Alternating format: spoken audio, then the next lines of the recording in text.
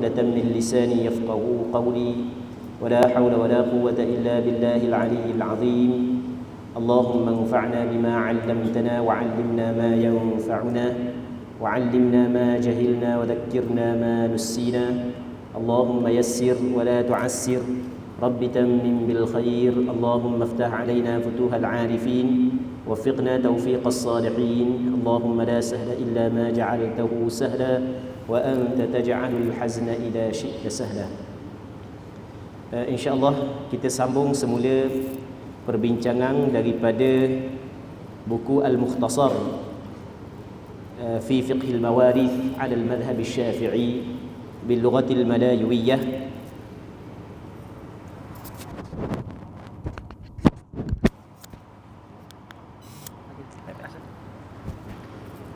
Yang mana kita sekarang ni masuk dalam perbincangan baru, iaitu perbincangan berkenaan dengan ahli waris. Sebelum daripada ni ataupun sesi pertama tadi kita ada sebut, yang mana ada sebahagian daripada ulama fiqh, antaranya adalah Khatib Asy-Syirbini di dalam kitab Mughnil Muhtaj menyebut bahawasanya ilmu yang berkait dengan pembahagian pusaka sebenarnya dia terikat juga dengan ilmu-ilmu yang lain. Dia terikat dengan ilmu nasab, dia terikat dengan ilmu hisab, di samping ilmu fatwa. Baik, jadi merangkumi 3 ilmu. Berkenaan dengan perbincangan ahli waris, hak ni perbincangan ini dia berkait dengan ilmu nasab. Ilmu yang berkait dengan nasab.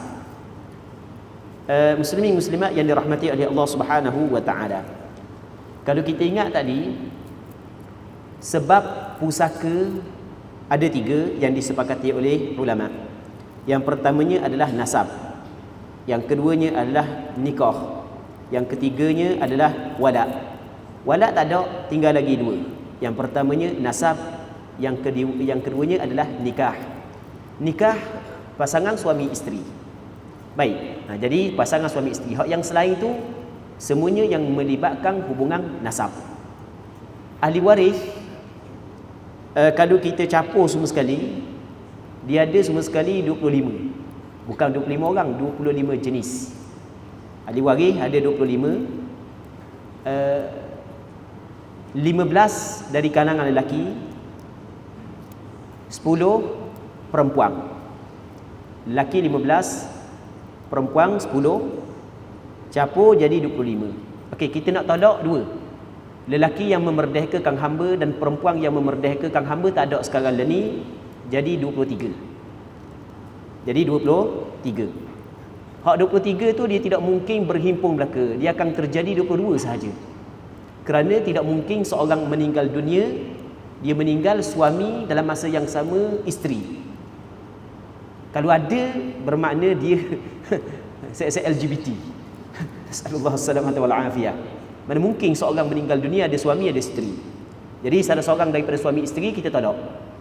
Jadi bermakna hak yang asal 23 tolak pula seorang lagi, salah seorang daripada suami isteri tinggal 22. Dan 22 inilah ahli waris dari sebab nikah dan daripada sebab nasab. Okey. Kita nak bincang ahli waris lelaki dulu, hak yang 15. Yang pertamanya anak lelaki. Kalau dalam bahasa Arab panggilnya ibn. Yang keduanya adalah cucu lelaki daripada anak lelaki dan ke bawah. Ke bawah ni maksudnya cici. Cici lelaki daripada cucu lelaki daripada anak lelaki. Baik. Ketiga bapa. Yang keempat datuk sebelah bapa.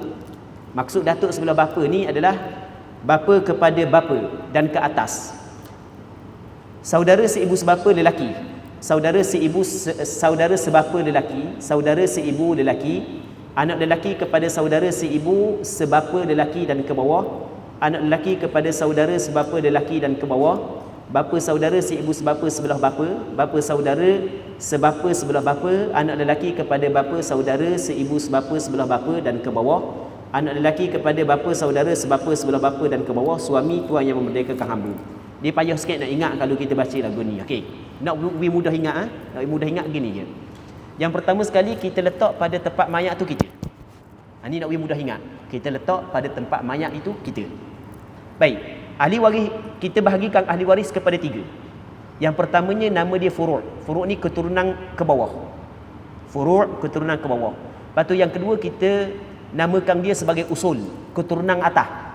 Yang ketiganya nama dia hawashi, ahli waris sisi. Okey, kita bagi kepada 3. Yang pertamanya furu', yang keduanya usul, yang ketiganya hawashi. Baik. Ini yang melibatkan nasab. Yang pertamanya furu', yang keduanya usul, yang ketiganya hawashi. Okey. Kita ada keturunan bawah, kita ada hak atas kita dan ada kita hak yang sisi kita. Baik. Kita letak kita mayat. Yang pertama anak lelaki. Kita nak cerita hak lelaki dulu. Anak lelaki adalah ahli waris. Yang keduanya cucu lelaki tetapi daripada anak lelaki. Kita ada cucu perempuan, cucu lelaki daripada anak perempuan. Kita ada benda cucu lelaki daripada anak perempuan. Kita ada cucu lelaki daripada anak lelaki kita. Jadi kalau hak dak nikah lagi kena koyas sekejap. Kena ngoyas sekarang. Kau ada bini. Lepas tu ada anak pula. Lepas tu ada cucu. Ngoyas. Ngoyas untuk kebaikan tak apa ni, ngoyas untuk kebaikan. Jadi kita si mati. Lepas tu kita ada anak lelaki. Okey, anak lelaki kita. Lepas tu ada cucu. Kita cucu ni kalau kita perasan kita ada cucu melalui anak lelaki dan cucu melalui anak perempuan. Okey, kita nak cucu melalui anak lelaki. Baik, ke bawah. Ke bawah ni maksud dia cicit lelaki daripada cucu lelaki daripada anak lelaki. Mesti melalui lelaki. Itu maksud ke bawah. Okey. Kita ambil hak yang lelaki dulu lelaki dulu. Anak lelaki, cucu lelaki, kena ingat cucu lelaki daripada anak lelaki.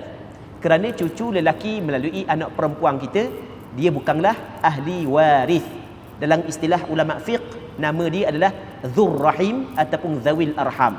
Nama dia benda dzur rahim ataupun zawil arham. Orang yang mempunyai pertalian darah dengan kita tetapi dia bukanlah ahli waris kita. Baik, anak lelaki, cucu lelaki daripada anak lelaki kita ke bawah. Okey, habis bab furu'. Kita tak 2 je bab furu'. Baik, kita pergi kepada usul pula. Usul ayah kita. Ayah kita ada ayah kita adalah ahli waris kita. Lepas tu datuk sebelah ayah. Kita datuk kita, orang Kelantan panggil dia, panggil cik ke panggil dia? Kita ada tok lelaki, tok jantan, tok tina. Gitu. Baik. Datuk kita, datuk bahasa bangku dah kan? Okey, datuk sebelah ayah, lepas tu datuk sebelah mak. Ahli waris kita hanya datuk sebelah ayah, datuk sebelah mak bukan ahli waris. Kita ada datuk kita sebelah mak. Ayah kepada mak kita, datuk kita. Mempunyai pertalian darah dengan kita tapi dia bukan ahli waris. Baik. Nanti kita akan bagi kaedah-kaedah lepas daripada ni. Okey, anak lelaki, cucu lelaki daripada anak lelaki ke bawah, ayah, datuk sebelah ayah. Okey, habis usul. Dia ke atas. Ke atas ni maksudnya ayah kepada datuk. Saat ni kan datuk kan? Ayah kepada datuk, datuk kepada datuk. Ayah kepada datuk sampai ke atas. Semuanya kau lelaki belaka. Baik. Okey, habis dah betul? Usul. Jadi furu' 2 je, usul 2. Jadi 4. Okey, hawashi. Hawashi yang paling dekat dengan kita adalah adik-beradik. Kita adik-beradik ni dia ada 3 jenis. Ada adik-beradik seibu sebapa, ada adik-beradik sebapa, ada adik-beradik seibu. Adik-beradik seibu sebapa, kita dengan dia ayah dan mak yang sama. Mak dan ayah kita sama dengan dia, tu dipanggil adik-beradik seibu sebapa. Kita ada adik-beradik seibu. Ayah yang berbeza, ibu yang sama, adik-beradik seibu. Kita ada adik-beradik sebapa. Ayah sama, ibu yang berbeza. Itu adik-beradik sebapa. Okey, adik-beradik ada 3. Adik-beradik ada 3. Adik-beradik lelaki seibu sebapa, adik-beradik lelaki sebapa, adik-beradik lelaki seibu. Okey, habis. Kalau kita perasan anak dara kita, sebab dia lepas daripada adik-beradik, kita pergi kepada anak dia dulu. Barulah naik kepada pak saudara. Tu penyusunan dia begitu. Anak saudara kita, kalau kira semua sekali, dia boleh terjadi sebanyak 12. Anak saudara kita dia boleh terjadi sebanyak 12. Mudah je sebenarnya ni. Tengok 12 Adik-beradik lelaki seibu sebapa, adik-beradik lelaki sebapa, adik-beradik lelaki seibu, adik-beradik perempuan seibu sebapa, adik-beradik perempuan sebapa, adik-beradik perempuan seibu. 6 kan? Adik-beradik kita semua sekali lelaki 3, puang 3, 6. Setiap seorang ada anak lelaki, anak perempuan. Okey, setiap seorang ada anak lelaki dan ada anak perempuan. Okey. Jadi 6 kita kali kepada 2 jadi 12. Betul tak? Betul Jadi kalau kita nak sebut anak saudara kita, ada anak lelaki kepada adik-beradik lelaki seibu sebapak dengan kita. Ada anak perempuan kepada adik-beradik lelaki seibu sebapak dengan kita. Ada anak lelaki kepada adik-beradik lelaki sebapak dengan kita. Ada anak perempuan kepada adik-beradik lelaki sebapak dengan kita. Ada anak lelaki kepada adik-beradik lelaki seibu dengan kita. Ada anak perempuan kepada adik-beradik lelaki seibu dengan kita. Sama juga adik-beradik perempuan kita. Okey, boleh faham? Jadi anak saudara kita kalau kita pecahkan, dia boleh tubik sampai ke 12. Okey, boleh ya? Kaedah yang paling mudah, semua anak saudara kita bukan ahli waris. Hak 12 tadi bukan ahli waris, melainkan 2 orang je. Melainkan 2 orang saja. Anak saudara kita bukan semua ahli waris, melainkan 2 orang. Siapa 2 orang? Anak lelaki kepada adik-beradik lelaki seibu sebapa dengan kita, dan anak lelaki kepada adik-beradik lelaki sebapa dengan kita. Okey, itu cara yang paling mudah untuk kita ingat. Okey, kesimpulan. Anak lelaki, kita ambil daripada furu' dulu. Anak lelaki, cucu lelaki daripada anak lelaki ke bawah, selesai. 2. Lepas tu usul pula. Ayah, datuk sebelah ayah ke atas. 4. Okey, kita pergi kepada hawashi sisi. Adik-beradik lelaki seibu sebapa, adik-beradik lelaki sebapa, adik-beradik lelaki seibu. 3 dah situ kan? 3 campur 4 tadi jadi 7. Betul. Lepas tu anak lelaki kepada adik-beradik lelaki seibu sebapa, anak lelaki kepada adik-beradik lelaki sebapa. Jadi 7 campur 2 jadi 9. Lepas tu ke bawah. Ke bawah tu maksud dia ke bawah. Cucu lelaki daripada anak lelaki kepada adik-beradik lelaki seibu sebapa. Cucu lelaki kepada anak lelaki kepada adik-beradik lelaki hak yang sebapa dengan kita. Itu makna ke bawah. Mari kot lelaki belaka. Okey, selesai. Lepas tu kita pergi kepada pak saudara. Dia pak saudara kita, dia terbahagi kepada 2. Secara umum dulu. Pak saudara sebelah mak, pak saudara sebelah ayah. Kita ada pak saudara sebelah mak, abang kepada ibu kita, bapa saudara kita. Ada setengah tempat dia panggil pak cik dia. Okey, kita ada pak saudara kita sebelah mak kita, ada pak saudara kita sebelah ayah. Pak saudara kita semua sekali ada 6. Sebelah mak 3, sebelah ayah 3. Betul tak? Pak saudara yang mana dia dengan ayah kita adik-beradik seibu sebapa. Pak saudara yang dia dengan ayah kita adik-beradik sebapa. Pak saudara yang dia dengan ayah kita adik-beradik seibu. Pak saudara yang dia dengan mak kita seibu sebapa. Pak saudara yang dia dengan mak kita sebapa. Pak saudara yang dia dengan mak kita seibu. Jadi pak saudara kita semua sekali ada 6. Semua pak saudara kita tak boleh pusaka, melainkan 2 orang je boleh pusaka. Pak saudara kita 2 je boleh. Siapa pak saudara boleh? Pak saudara kita sebelah ayah yang dia dengan ayah kita adik-beradik seibu sebapa. Yang keduanya pak saudara sebelah ayah kita yang dia dengan ayah kita adalah adik-beradik sebapa. Pak saudara kita hak 6 orang tadi ya, hak boleh pusaka 2 orang saja. Pak saudara sebelah ayah kita yang dia dengan ayah kita seibu sebapa. Pak saudara yang dia dengan ayah kita sebapa. 2 orang tu je. Saat ni 6 kan? Okey. Sepupu kita pula. Sepupu kita maksud pada sepupu, anak kepada bapa saudara kita. Sepupu pun Kelantan pun menggunakan istilah sepupu. Betul tak? Anak kepada bapa saudara, sepupu. Sepupu kita semua sekali 24. Rasa tak 24? Tengok 24 Kita ada pak saudara sebelah ayah seibu sebapa dengan ayah. Pak saudara sebelah ayah sebapa dengan ayah. Pak saudara sebelah ayah seibu dengan ayah. Kita ada mak saudara sebelah ayah seibu sebapa dengan ayah. Mak saudara sebelah ayah sebapa dengan ayah. Mak saudara sebelah ayah seibu dengan ayah. 6 sebelah ayah, sebelah mak pun 6. 6 campur 6 jadi 12. Setiap seorang ada anak lelaki, ada anak perempuan. 12 kali kepada 2, 24. Sepupu kita 24. Semua 24 bukan ahli waris kita, melainkan 2 orang jadi waris. Siapa 2 orang? Anak lelaki kepada pak saudara seibu sebapa sebelah ayah kita. Yang keduanya anak lelaki kepada pak saudara sebapa sebelah ayah kita. Okey, boleh? Okey, kita buat kesimpulan. Ya, kadang-kadang tulis atas kertas ni payah nak ingat berbanding dengan hak yang kita buat contoh macam saat ni. Okey, kita ambil 10 orang, 15 orang. Kita tolak dah lelaki yang merdekakan hamba, kita nak 14 orang je. Kita tolak suami seorang, jadi kita nak 13 orang daripada sudut nasab. 13 orang ahli waris kita daripada sudut nasab. Yang pertamanya anak lelaki. Kita mati, kita ada anak lelaki tak ada waris. Yang keduanya cucu lelaki daripada anak lelaki. Dia faraid ni dia bukan atas kertas, dia mesti kena duduk sini. Faraid dia kena duduk sini. Sebab kita kalau kira atas kertas, sekarang ni alhamdulillah di zaman kita terlalu canggih, macam-macam mesin orang ciptakan tadi. Kita kalau belajar sikit pun bab faraid, kita boleh selesai melalui mesin. Macam-macam orang reka mesin. Tetapi ilmu tidak duduk di mesin, ilmu duduk di dada. Ilmu duduk di dada. Sebab itulah mesti kena duduk dalam kepala bab faraid ni. Baik. Anak lelaki dia kena ingat daripada segi susunan kita kena sebut furu' dulu, baru usul, baru hawashi. Soalannya kenapa? Kerana penyusunan dalam Al-Quran begitu. Allah Ta'ala ketika menceritakan ayat mawarith, Allah Ta'ala mulakan dengan dia yusikumullahu fi auladikum, anak, furu'.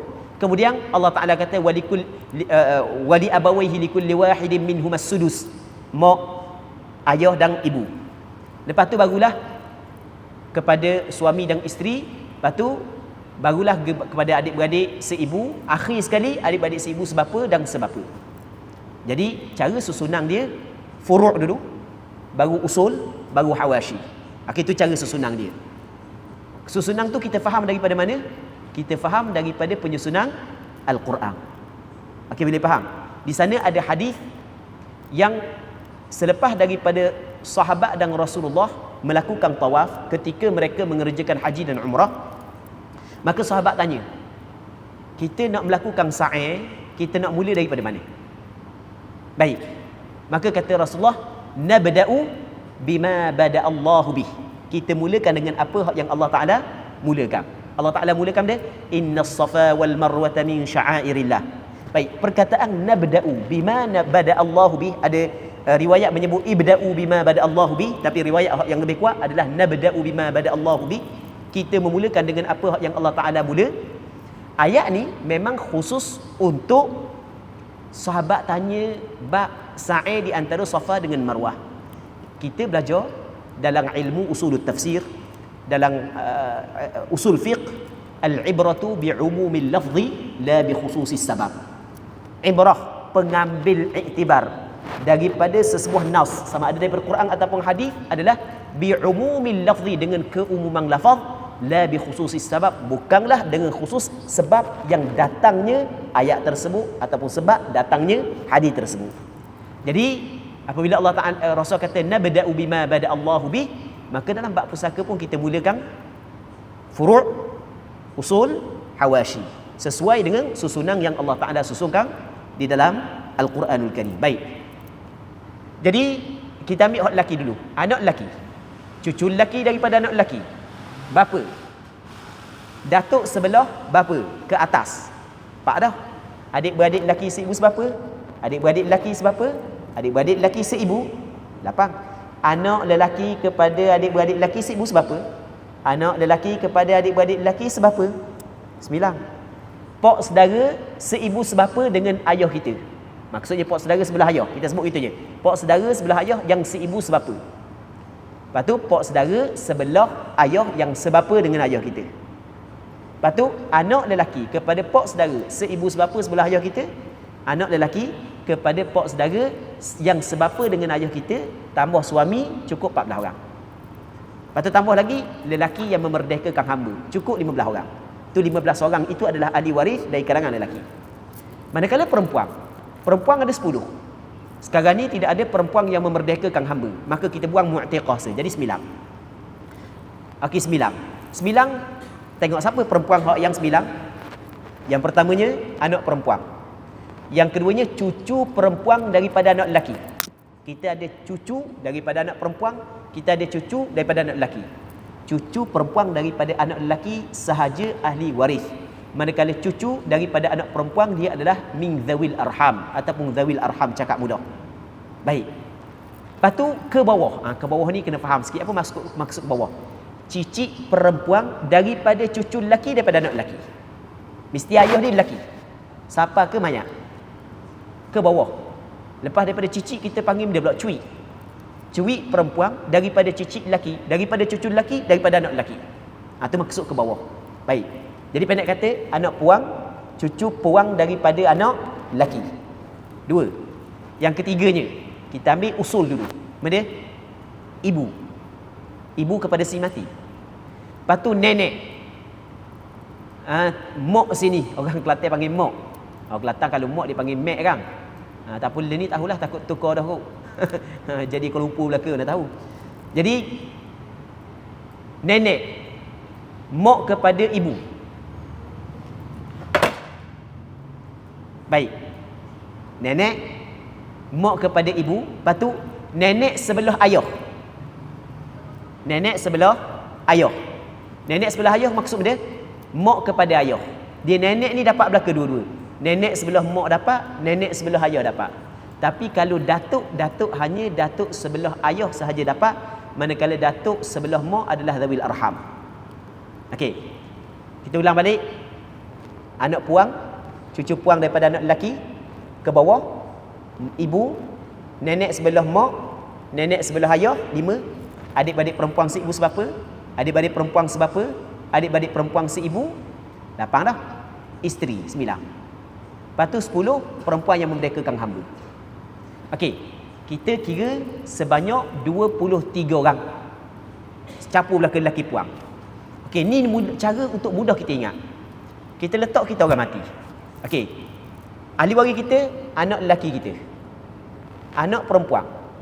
Cucu lelaki daripada anak lelaki, cucu perempuan daripada anak lelaki. Pak dah. Lepas tu naik usul pula. Ayah. Ibu. Lepas tu naik datuk sebelah ayah. Lepas tu naik nenek sebelah ayah, nenek sebelah ibu. 9 dah. 9 eh?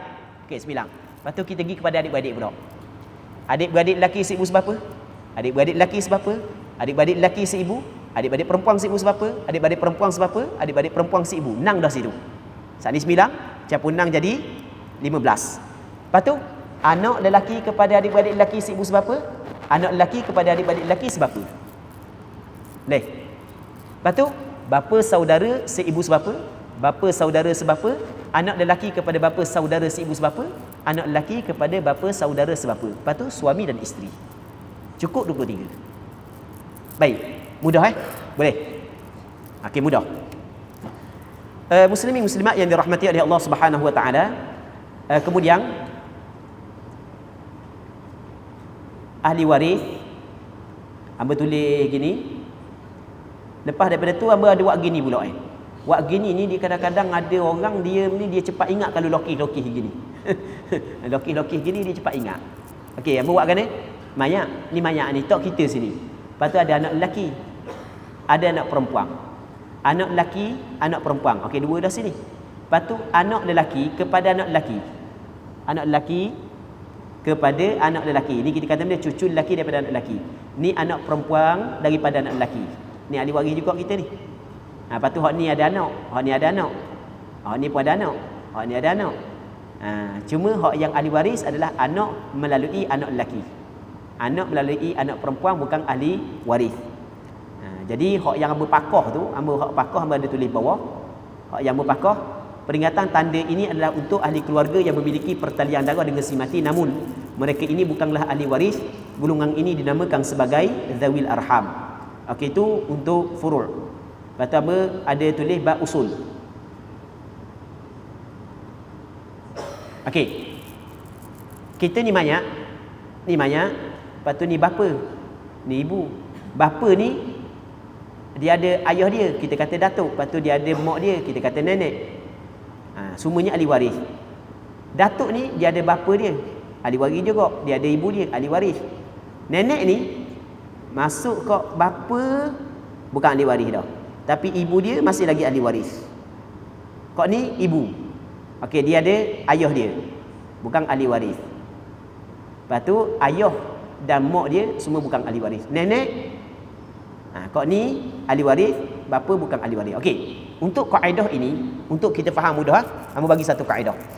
Kita dalam kaedah faraid kita ada man adla ilal mayyiti biwasitatin hajabathu. Kita ada satu kaedah, man adla ila al-mayyiti biwasitatin hajabatu. Dan kaedah ini diguna terpakai untuk kesemua permasalahan. Melainkan ada permasalahan yang dikecualikan.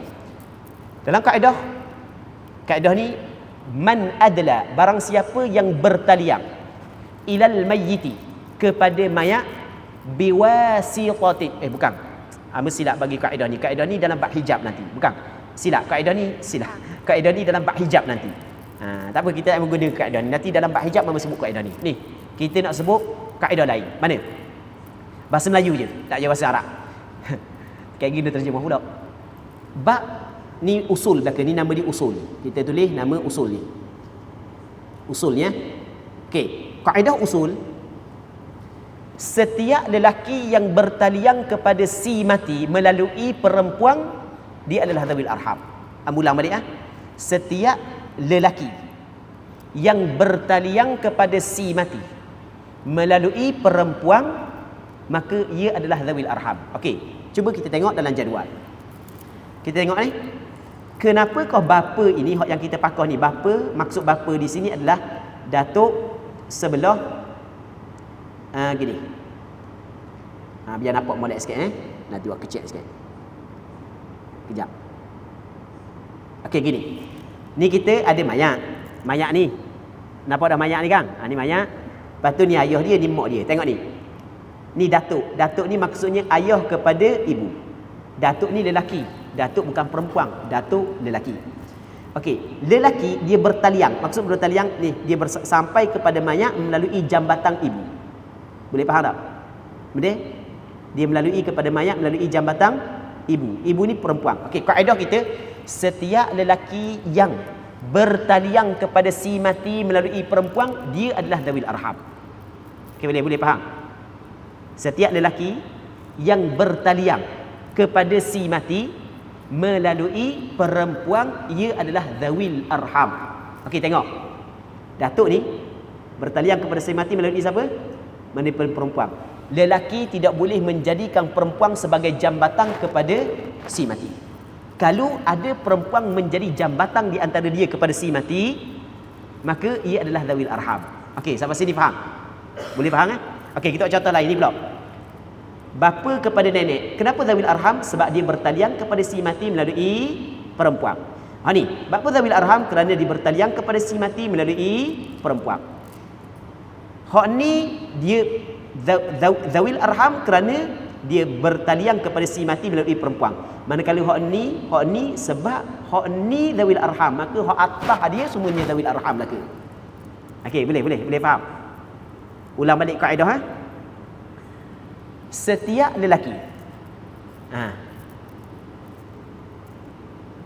kullu dhakarin adla ila al-mayyiti biwasitati untha fahuwa min dzawil arham. Itu kaedah dia. Kullu dhakarin adla ila al-mayyiti biwasitati untha fahuwa min dzawil arham. Setiap lelaki yang bertaliang kepada si mati melalui perempuan, maka dia adalah dzawil arham. Dan kaedah ini bukan untuk usul sahaja, bukan untuk semua keadaan. Okey, kita buat contoh furu' tadi. Tadi kan usul kan, kita tengok furu' malah. Kita undur sikit. Tengok. Kita ni ada anak lelaki daripada anak perempuan. Cucu lelaki melalui anak perempuan. Dia adalah dzawil arham kerana dia bertaliang kepada si mati melalui perempuan. Kaedah dia lagu tu. Kullu dhakarin adla ila al-mayyiti biwasitati untha fahuwa min dzawil arham. Okey, selesai di situ Boleh faham tak? Okey. Cuma ada pengecualian.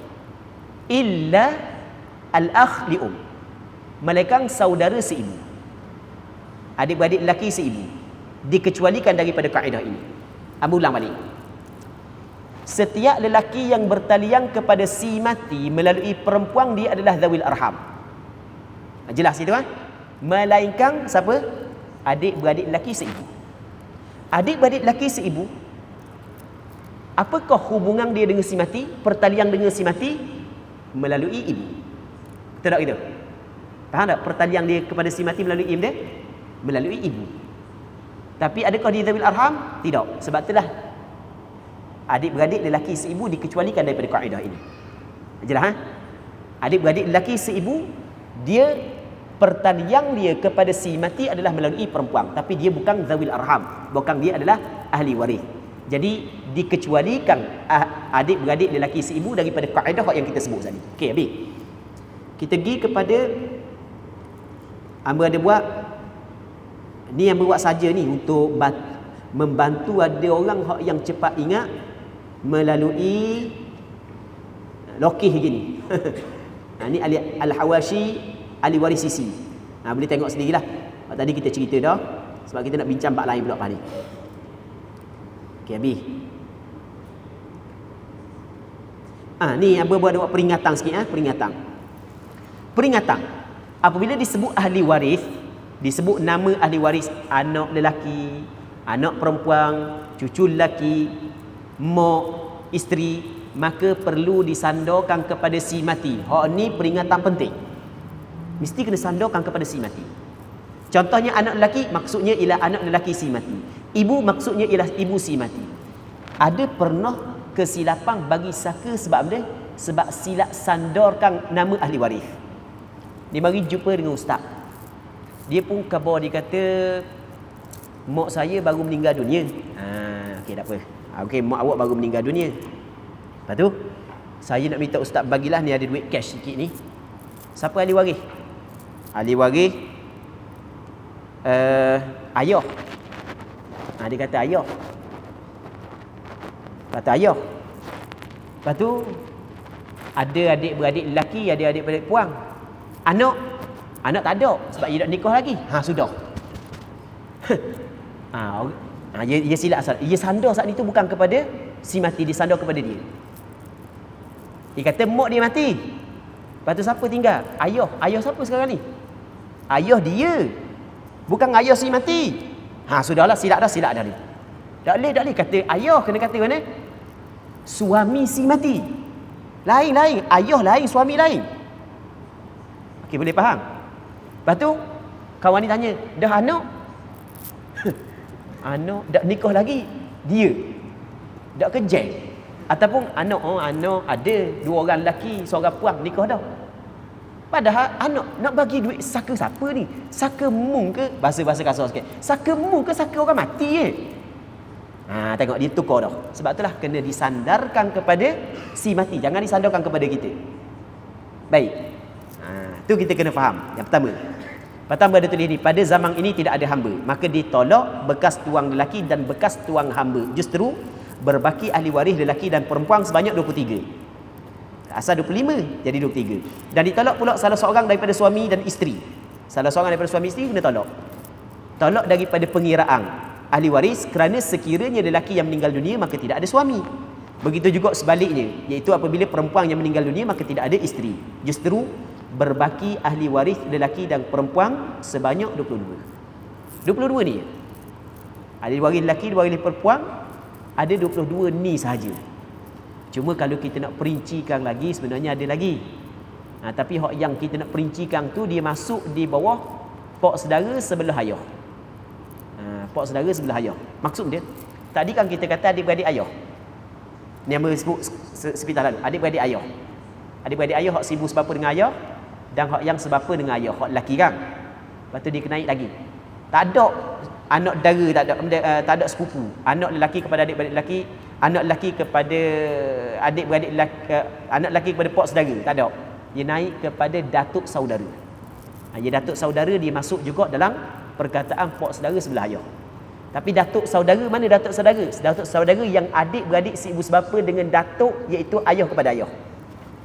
Okey, boleh faham. Ni kita khabar sepintas lalu sahaja. Tapi bagi orang yang biasa belajar dah, tak apalah. Bagi orang yang tak belajar lagi, tak apa dulu, cukup sini dulu. Itu kita khabar sepintas lalu sahaja. Jadi pendek kata, kalau orang tu mempunyai keluarga, kalau kita titih dia akan jumpa. Kalau kita titih, malaikat kalau tidak mempunyai keluarga. Baik. Kemudian selesai bab ni,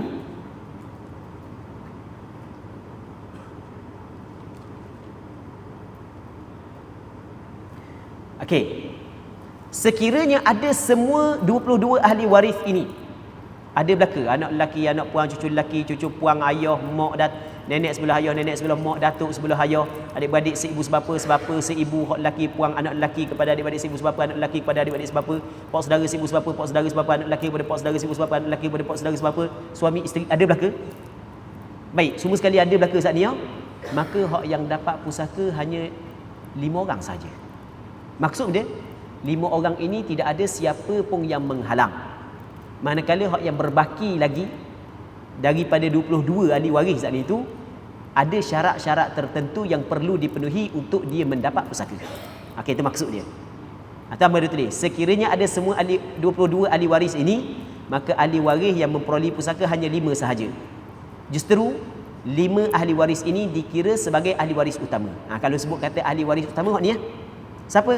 Anak lelaki, anak puang, ayah, mak, salah seorang daripada suami isteri.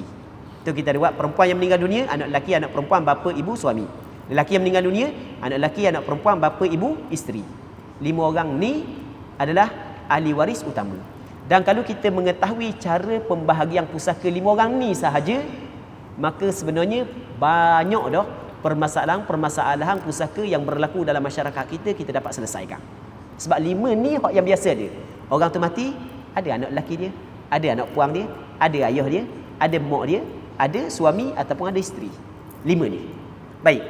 InsyaAllah hamba akan cuba cepat sikit untuk tahu belaka 5 ni ya. Baik. Kemudian selepas daripada membincang bab ni, abang ada bincang berkenaan dengan hijab pendindingan. Ni dalam bab pusaka, dalam bab pembahagian pusaka, bab hijab adalah bab yang cukup penting. Bab yang amat penting. Tidak boleh sama sekali orang tu nak bagi saka kalau dia tidak faham bab hijab. Okey, hamba bagi kaedah mudah bab hijab.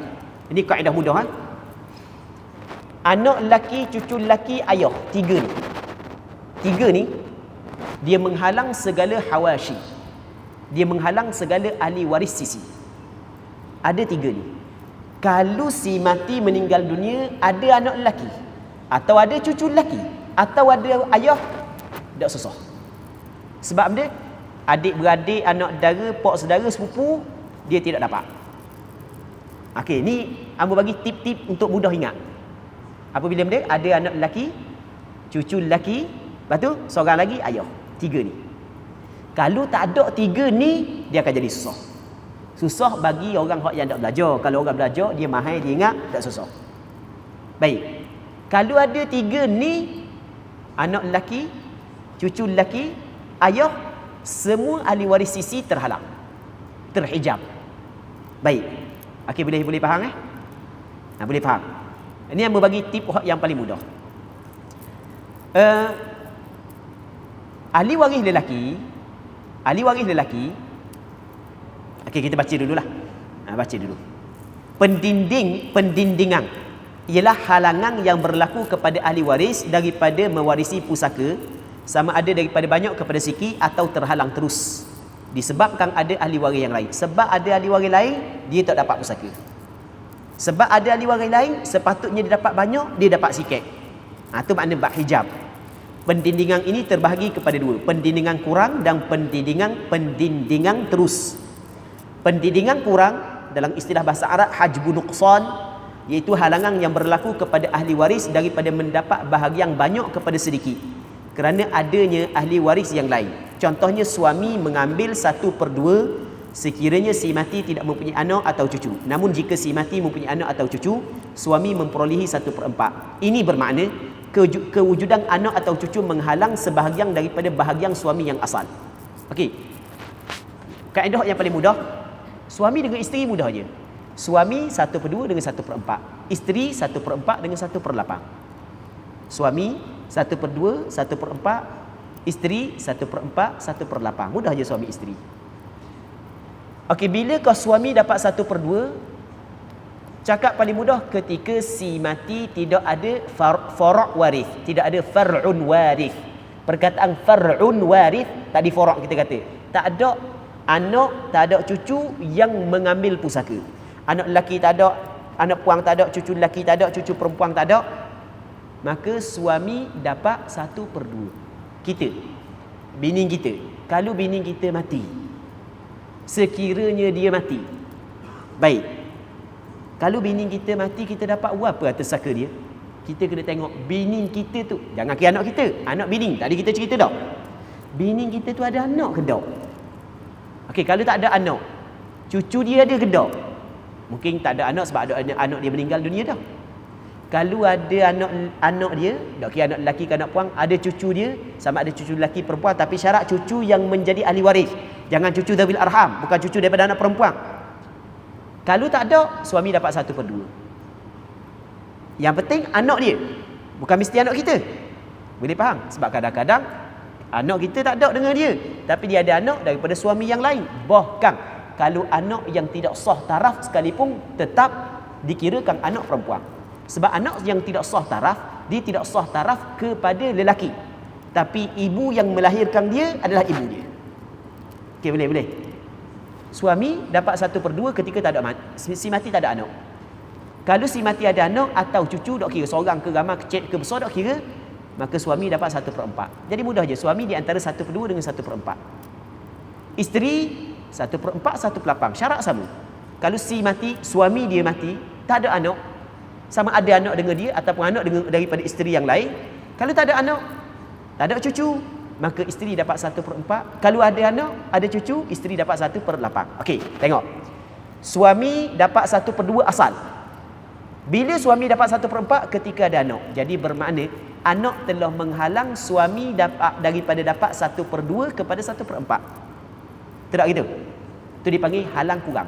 Ya memang sebut pak tu banyak daripada 2. Tapi pecahan 1/2 dia lebih banyak daripada 1/4.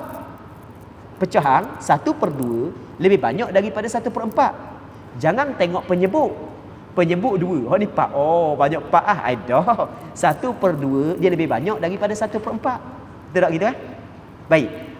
Jadi apabila ada anak lelaki ataupun apabila ada anak perempuan, maka suami yang asal dapat 1/2, jadi dapat 1/4. Maka berlaku hijab nuqsan, halangan kurang.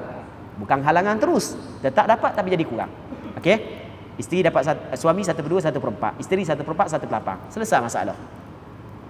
Okey. Kemudian mana? Kita sambung balik.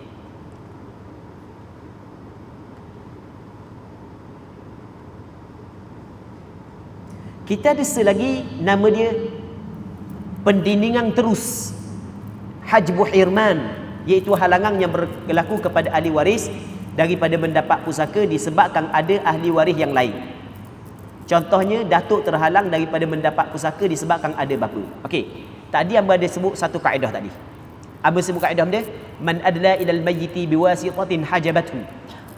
Mana-mana ahli waris yang bertaliang kepada si mati melalui wasitah perantaraan, maka perantaraan tu menghalang dia. Okey, boleh faham? Datuk sebelah ayah, dia bertaliang kepada si mati melalui ayah. Jadi kalau ada ayah, dia terhalang. Betul? Boleh faham Nenek sebelah ibu, dia bertaliang kepada si mati melalui ibu. Kalau ibu ada, dia terhalang. Kaedah saat ni tu kaedah yang terpakai pada semua keadaan dalam bab hajbu hirman, halangan terus. Setiap ahli waris yang bertaliang kepada si mati melalui wasitah perantaraan, maka kewujudan adanya perantaraan menyebabkan dia terhalang. Melainkan, ada pengecualian, melainkan adik-beradik seibu. Adik-beradik seibu, pertaliang dia kepada si mati melalui wasitah ibu. Apakah hubungan dia dengan si mati? Melalui ibu, ibu yang sama. Ibu yang menjadi perantaraan di antara dia dengan si mati. Betul? Adik-beradik seibu. Adik-beradik seibu, walaupun perantaraan di antara dia kepada si mati melalui ibu, tapi ibu tidak menghalang dia.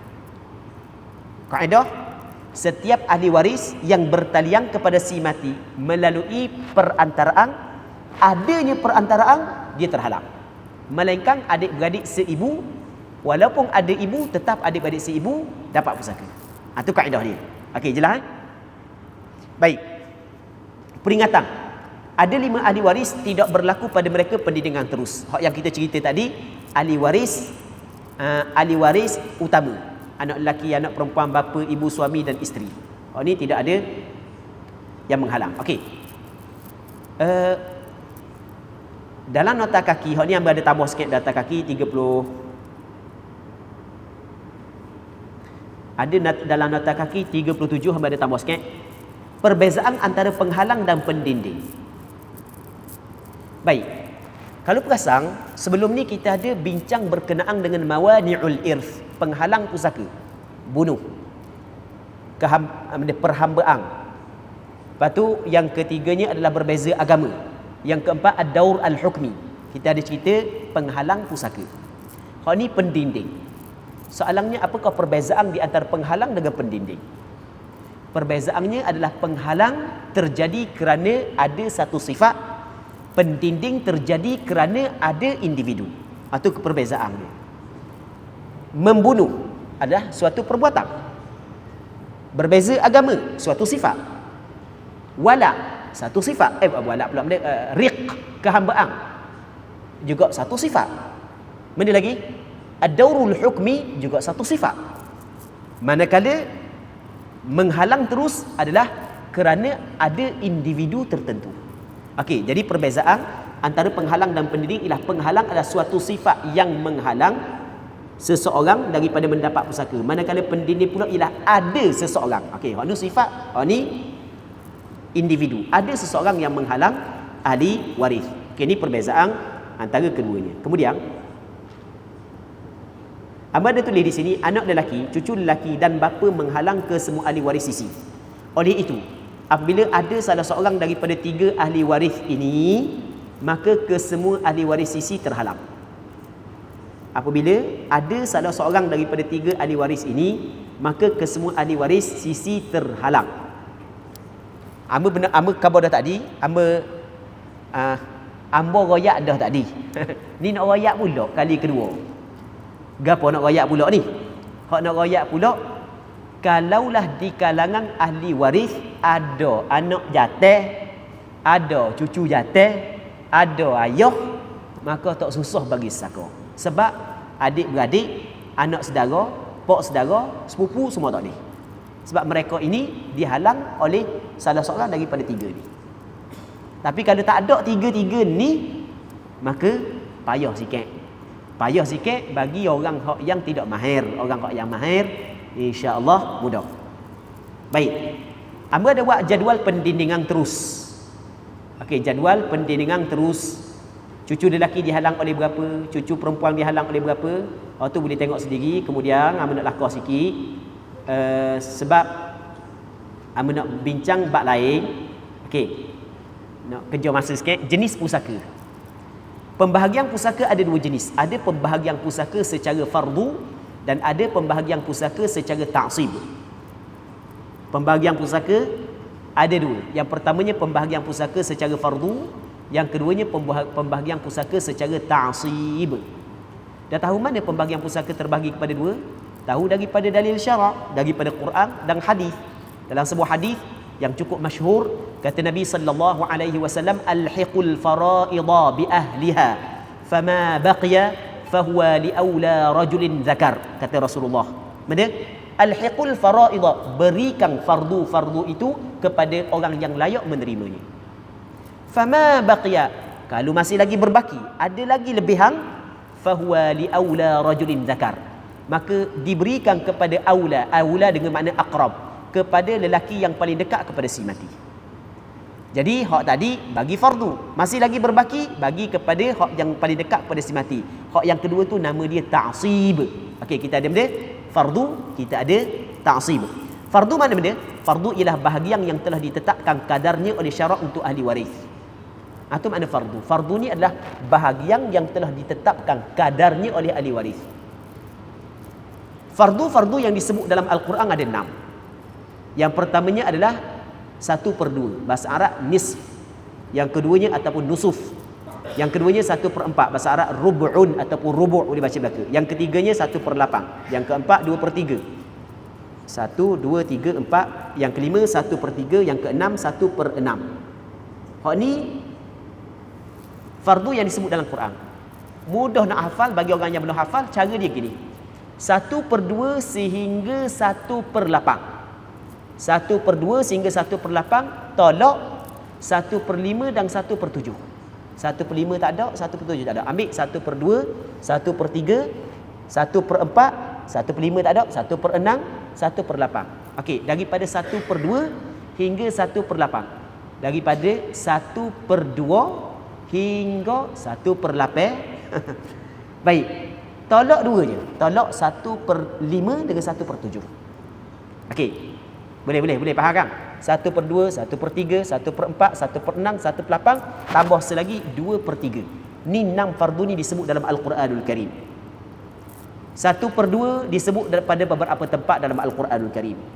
1/3 disebut pada beberapa tempat dalam Al-Quranul Karim. 1/6 disebut pada beberapa tempat dalam Al-Quranul Karim. 1/8 disebut pada satu tempat dalam Al-Quranul Karim. 1/4 disebut dua tempat dalam Al-Quranul Karim. Baik, 2/3 disebut beberapa tempat dalam Al-Quranul Karim. Baik, ni 6 ni disebut dalam Al-Quran. Disebut dalam surah An-Nisa ayat 11, 12 dan akhir daripada surah An-Nisa. Kemudian fardu selesai. Apa makna ta'sib? Ta'sib ialah mendapat pusaka tanpa ditetapkan kadarnya. Dia dapat pusaka tanpa ditetapkan kadarnya. Kadang-kadang banyak, kadang-kadang sikit. Itu makna ta'sib. Okey, hamba ada buat sedikit peringatan. Ahli waris yang mengambil pusaka secara ta'sib mendapat kesemua peninggalan si mati sekiranya tidak ada ahli waris fardu. Kalau tak ada ahli waris fardu, ada ahli waris ta'sib, boleh dia belaka. Seorang mati tinggal anak lelaki seorang. Anak lelaki adalah ahli waris ta'sib, bukan ahli waris fardu. Boleh belaka kepada anak lelaki, boleh belaka, boleh semua kepada anak lelaki peninggalan si mati. Baik, sekiranya ada ahli waris fardu, maka ahli waris yang mengambil pusaka secara ta'sib memperolehi daripada lebihannya. Okey, kita bagi dulu kepada ahli waris fardu, baki barulah bagi kepada ahli waris ta'sib. Lepas tu, ada pun jika tidak ada lebihan, maka ahli waris yang mengambil pusaka secara ta'sib tidak dapat apa-apa.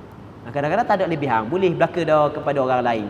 Sebagai contoh, seorang mati tinggal suami, tinggal seorang adik-beradik perempuan si ibu sebapa, lepas tu tinggal pok saudara. Suami 1/2. Adik-beradik perempuan si ibu sebapa seorang 1/2. Habislah dah. Hak dia separuh, maka pok saudara tak dapat dah lah. Sebab dia ta'sib. Okey. Kemudian peringatan. Semua ahli waris lelaki mengambil. Ni peringatan lagu ni untuk mudah ingat je sebenarnya.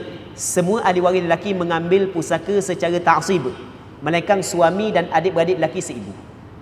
Semua ahli waris lelaki ambil pusaka secara ta'sib. Maksudnya dia mengambil pusaka secara ta'sib, melainkan dua orang je yang tidak mengambil pusaka secara ta'sib. Suami tidak mengambil ta'sib walaupun dia orang lelaki. Adik-beradik lelaki seibu dia tidak mengambil secara ta'sib. Start daripada anak lelaki, cucu lelaki, ayah, datuk, adik-beradik lelaki si ibu sebapa, adik-beradik lelaki sebapa, anak lelaki kepada adik-beradik lelaki si ibu sebapa, anak lelaki kepada adik-beradik lelaki sebapa, pok saudara si ibu sebapa, pok saudara sebapa, anak lelaki kepada pok saudara si ibu sebapa, anak lelaki kepada pok saudara sebapa, semuanya mengambil ta'sib, melainkan suami dan adik-beradik lelaki si ibu tidak mengambil ta'sib. Cuma ayah dengan datuk pelik sikit. Pelik sikit ni maksud dia. Dia bukan semata ambil ta'sib, dia ambil juga ta'sib, tapi dalam masa yang sama dia ambil fardu. Ayah dengan datuk. Ayah dengan datuk dia ambil ta'sib, lepas tu dia ambil fardu. Baik. Okey, ni secara ringkas. Lepas tu kita pergi kepada perbincangan berikutnya. Okey, situasi dan keadaan setiap ahli waris. Bab situasi dan keadaan setiap ahli waris, hamba nak buat kesimpulan. Dan insya-Allah daripada kesimpulan ni kita dapat faham banyak perkara. Hamba buat kesimpulan. Kita dalam Al-Quranul Karim, kalau kita buka dalam kitab tafsir Al-Qurtubi, ada satu perkataan yang disebut oleh Imam Qurtubi, yang mana Imam Malik pernah menyuarakan. Kata Imam Malik, kata Imam Rabi'ah. Imam Rabi'atul Ra'yi adalah guru kepada Imam Malik. Imam Malik ada guru ramai. Antara guru dia adalah Imam Rabi'atul Ra'yi. Imam Rabi'ah kata lagu mana? Man ta'allamal fara'idha min ghairi ilmin biha min kitabillah ma asra'a ma yansaha. Sesiapa yang belajar ilmu pembahagian pusaka tanpa ada pengetahuan daripada Al-Quran, alangkah cepatnya dia lupa. Maka kata Imam Malik, sadaqa Rabi'ah, benar sungguh apa hak yang Imam Rabi'ah khabar. Aku mengalami sendiri. Baik. Ni kata siapa? Kata Imam Malik. Dia riwayat daripada Imam Rabi'atul Ra'i. Baik. Jadi pada hari ini untuk kita kejar masa, kerana kita akan berhenti lebih kurang dalam pukul masuk asar kita akan berhenti insya-Allah. Amba nak jelaskan pembahagian pusaka terhadap furud. Kita pembahagian pusaka terhadap furud. Dengan kita akan keluarkan, kita akan faham daripada Al-Quran dan kita akan keluarkan 4 kaedah daripada Al-Quran. Dan dengan 4 kaedah ini kita dapat menyelesaikan semua permasalahan yang berkait dengan anak lelaki, anak puang, cucu lelaki, cucu puang, cici sampai ke bawah, boleh kita selesaikan belaka. Baik, 4 kaedah kita akan keluarkan daripada Al-Quranul Karim. Baik. Kejap Amba nak buka Al-Quranul Karim supaya dapat kita tengok ramai-ramai. Dia buka dah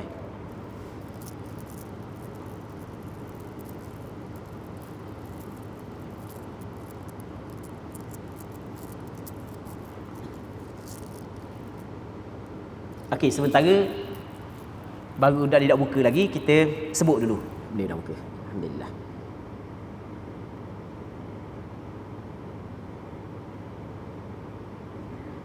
Baik. Allah Subhanahu wa taala berfirman dalam Al-Quranul Karim, yusikumullahu fi auladikum. Ni dipanggil benda ni. Kita bincang ayat Al-Quran ataupun kita bincang ilmu faraid berdasarkan kepada ayat Al-Quran. Allah Subhanahu wa taala berfirman dalam Al-Quranul Karim, yusikumullahu fi auladikum lidzakari mithlu hadzil unthayain fa in kunna nisaa'an fawqa ithnatayn falahunna thulutha ma tarak wa in kanat wahidatan falaha nisf. Kejap buka Al-Quran.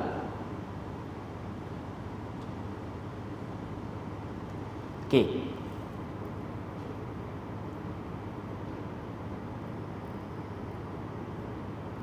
Ayat ni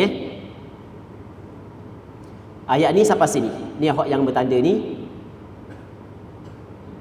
Sampai sini je. Sampai sini ni kita dapat menyelesaikan semua permasalahan pusaka yang melibatkan anak lelaki, cucu lelaki, anak perempuan, cucu perempuan ke bawah. Sampai sini je. Okey, kita ambil satu-satu Yusikumullahu fi auladikum lidzakari mithlu hadzil unthayain. Yusikum. Apa makna yusikum? Ay ya'murukum. Ya'murukumullah, Allah Ta'ala memerintahkan kepada kamu. Okey, ni perintah daripada Allah. Fi auladikum, maksudnya fi auladikum ai fi sya'ni mirathi auladikum, pada urusan pusaka anak-anak kamu. Okey, kita nak bincang perkataan aulad. Kita kalau belajar dalam ilmu tata bahasa Arab, sebab ramai hak yang hadir di kalangan penuntut ilmu, para asatidzah, perkataan aulad adalah jamak daripada walad. Perkataan walad diguna dalam bahasa Arab untuk anak lelaki dan anak perempuan. Anak lelaki kita kata walad, anak perempuan juga kita kata walad. Aulad digunakan untuk lelaki dan perempuan. Aulad digunakan untuk anak sulbi. Anak sulbi, anak kita sungguh, dan digunakan kepada cucu. Cuma penggunaan anak kepada cucu adakah penggunaan hakiki ataupun majazi atau berlaku khilaf di kalangan ulama lughah. Okey, kita mau bincang bab tu. Jadi panjang pula, nanti kita bincang bab lughah pula, jadi panjang pula. Baik. Sekarang ni perkataan auladikum, anak-anak kamu jamak. Anak lelaki, anak puang, cucu lelaki, cucu puang, cicit lelaki, cicit puang, sampai ke bawah masuk di bawah perkataan auladikum. Masuk di bawah perkataan auladikum. Allah Ta'ala telah memerintahkan kepada kamu pada urusan pusaka anak-anak kamu. Okey ni. Lidzakari mithlu hadzil unthayain. Bagi seorang lelaki seumpama bahagian 2 orang perempuan. Maksud dia, kalau ada lelaki, ada perempuan, tidak ada fardu yang ditetapkan. Okey Ada anak lelaki, ada anak perempuan, tidak ada fardu yang ditetapkan. Apabila tidak ada fardu yang ditetapkan, kita panggil dia, kita panggil ta'sib. Tadi kita ceritakan jenis pusaka 2, fardu, ta'sib. Ada anak lelaki, ada anak puang, mereka dapat taksib. Okey, ni kaedah yang pertama. Kaedah yang pertama kita kena letak dalam kepala kita. Ada lelaki, ada puang, dapat taksib. Ini kaedah yang pertama Ada lelaki, ada perempuan, dapat taksib. Kita faham daripada lidzakari mithlu hadzil unthayain. Cuma cara pembahagian dia, bagi seorang lelaki seumpama bahagian dua orang perempuan. Orang lelaki dapat dua bahagian, orang puang dapat satu bahagian. Tapi Allah Ta'ala tak kata lagu tu. Tapi maksud begitu. Allah Ta'ala tak kata orang lelaki dapat dua, orang puang dapat satu. Tak. Allah Ta'ala kata ni, bagi lelaki seumpama bahagian dua perempuan. Seorang lelaki sama ukuran dia dua orang puang. Okey, boleh faham? Maksudnya orang lelaki dapat dua, orang puang dapat satu. Tapi Allah Ta'ala tak cakap, tak kabul lagu tu. Allah Ta'ala tak royak gitu. Allah Ta'ala royak mana? Bagi seorang lelaki seumpama bahagian dua orang perempuan. Jadi perempuan menjadi ukuran. Ketika Allah Ta'ala melebihkan lelaki pada pemberian, mengurangkan perempuan pada pemberian, tetapi perempuan adalah ukuran. Allah Ta'ala muliakan pada perempuan pada sebutan. Perempuan menjadi ukuran bagi lelaki dalam ayat. Okey, waktu dalam bab balaghah kita tak payah bincang bab tu. Lidzakari mithlu hadzil unthayain. Bagi seorang lelaki seumpama bahagian dua orang perempuan. Jadi kita ingat kaedah yang pertama. Kalau ada lelaki, ada perempuan, dapat taksib. Okey, boleh faham? Boleh faham Kemudian Allah Ta'ala kata lagu mana? Fa in kunna nisaa'an fawqa thnatain. Ni ayat berikut ni. Fa in kunna nisaa'an fawqa thnatain falahunna thulutha ma tarak. Fa in kunna nisaa'an. Takut dah nampak nanti sekejap hamba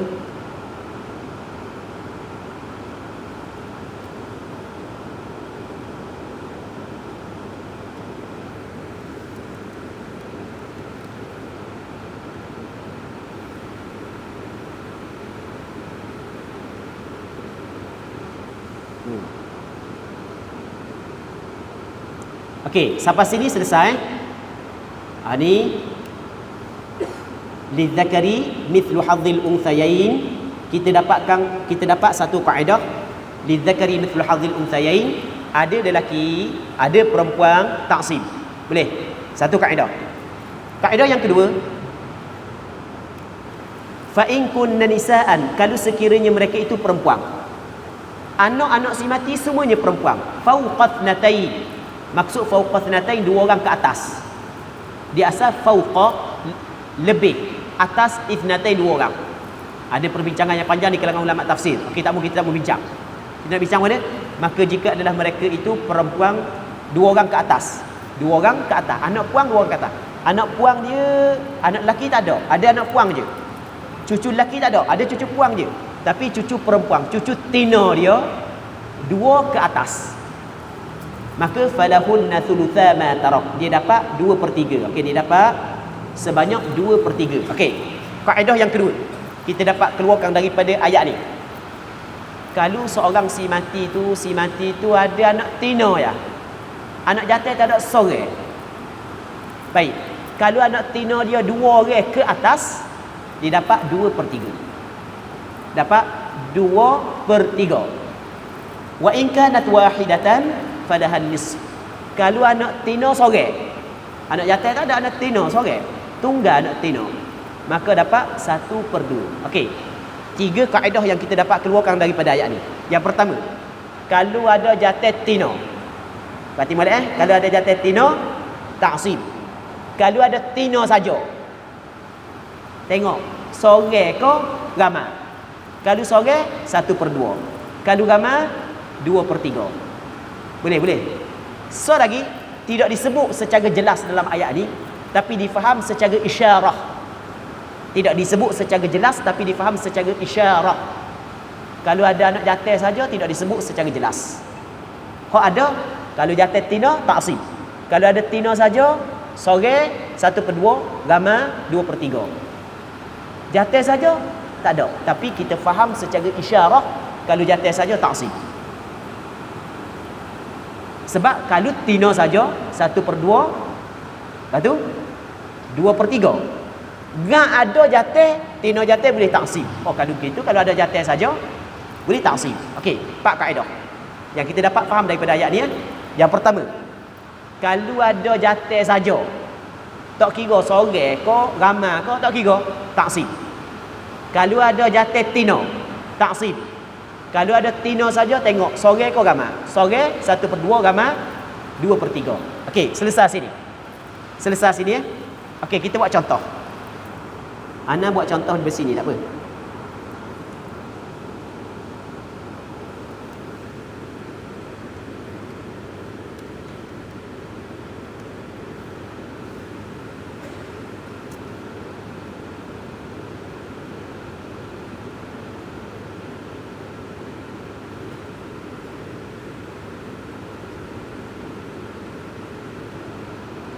Nampak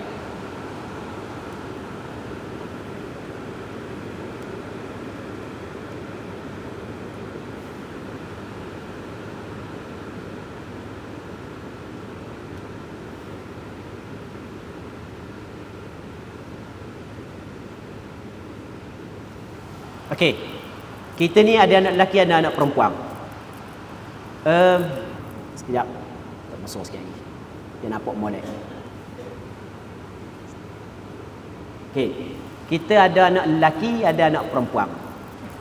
Kalau sebelum daripada anak tulis, kalau boleh guna whiteboard dalam ni, rasanya lebih cekap. Anda boleh bahagikan. Ada anak lelaki seorang, 1. Anak lelaki ramai, 2. Anak perempuan seorang, 3. Anak perempuan ramai, 4. Betul? 4 dah Anak lelaki seorang, anak perempuan seorang, 5. Betul? Anak lelaki ramai, anak perempuan ramai, 6. 6 ke berapa dah mula? Anak lelaki seorang, anak perempuan seorang. Boleh? Sekali lagi Sekali lagi. Seorang mati, ada anak lelaki seorang. 1. Lepas tu seorang mati, ada anak lelaki saja, anak perempuan tak ada, tapi anak lelaki ramai. Betul tak gitu? Anak lelaki seorang, anak lelaki ramai. Lepas tu anak puan seorang, anak puan ramai. 4 dah kan? Anak lelaki seorang, anak puan seorang. Yang kelima ada lelaki ada, puan ada. Seorang sama seorang. Anak lelaki seorang, anak puan ramai. Betul? Boleh? Senang. Yang ketujuh, anak puan seorang, anak lelaki ramai. Yang ke-8, anak lelaki ramai, anak puan ramai. Betul tak? 8. Anak kat tu je, tak ada orang lain. Kan dia lagi cuba cover. Orang tu dia mati ada anak lelaki seorang, ataupun ada anak puan seorang, ataupun ada anak lelaki ada anak puan. Anak lelaki anak puan mungkin seorang-seorang, mungkin seorang ramai, mungkin ramai seorang, mungkin ramai-ramai. Boleh faham? Ada lagi hak selain daripada tu? Tak ada dah. Hak tu nya gambaran anak lelaki dan anak puan. Tu sekali lagi orang mati ada anak lelaki saja seorang, anak lelaki saja ramai, anak puan saja seorang, anak puan saja ramai. Apa tu? Ada anak lelaki, ada anak perempuan. Okey, ada anak lelaki, ada anak perempuan, dia terbahagi kepada anak lelaki seorang, anak puan seorang anak lelaki seorang, anak puan ramai 2, anak puan seorang, anak lelaki ramai 3, anak lelaki ramai, anak puan ramai 4. Betul tak gitu? Kan ada lagi selain daripada tu? Tak ada dah. Boleh ya? Semua kaedah hak yang kita cerita saat ni, hak yang kita sebut saat itu, dia dapat taksib belaka. Sebab kalau lelaki saja dapat taksib, kalau puan lelaki dapat taksib. Melainkan kalau ada puan. Kalau perempuan saja seorang 1/2, ramai 2/3. Okey, tengok kita buat contoh dulu Sebab benda sebenarnya kena tulis. Tapi kena tulis takut makan masa lama. Okey. Seorang mati, anak lelaki seorang je, tak ada orang lain. Kita kata mana? Anak lelaki dapat taksib. Kalau ada ahli waris fardu yang lain, beri kepada ahli waris fardu yang lain dulu. Hak berbaki boleh ke dia. Kalau tak ada ahli waris fardu yang lain, boleh ke dia belaka harta. Okey, cuba contoh. Seorang lelaki meninggal dunia, dia tinggal isteri. Dia tinggal isteri, lepas tu tinggal seorang anak lelaki. Boleh whiteboard sini whiteboard sini. Seorang mati, dia tinggal isteri, tinggal anak lelaki. Seorang. Kita kaburkan isteri dapat 1/8 ketika si mati ada anak. Betul tak? Jadi bagi kepada isteri 1/8. Baki lagi 7/8 bagi pada anak lelaki. Sebab anak lelaki taksib. Mudah kan? Baik. Saat ni kalau anak lelaki seorang boleh ke dia belaka. Kalau ada orang lain, bagi kau lain dulu, hak baki boleh kepada dia. Okey, anak lelaki ramai. Anak lelaki dia 10 orang. Oh, boleh buat tim bola sepak tu. 10 orang anak lelaki. Seorang tak ada tino. Jatuh belaka. Maka boleh taksib, asabah. Kalau tak ada ahli waris lain, boleh ke dia belaka. Dan nak bagi mana? Bagi sama banyak. 10 orang, bagi 10. Betul? Bagi 10. Oh, PT ada tinggal 100,000. 100,000 bagi 10. 10,000 seorang. Boleh. Boleh faham? Okey. Anak lelaki seorang, anak lelaki ramai, taksib. Okey, kita nak cerita. Anak perempuan seorang, 1/2. Anak perempuan ramai, 2/3. Okey, boleh? Anak lelaki seorang, anak perempuan seorang, taksib. Tapi kaedah, lelaki boleh 2 bahagian, perempuan boleh 1 bahagian. Jadi kita bagi harta kepada 3 bahagian. Boleh faham tak? Bagi harta kepada okey, anak kondang. Di sana ada nama dia mirasul khunsa. Dia khunsa ni dia terbagi kepada 2. Ada khunsa wadih, ada khunsa muskil.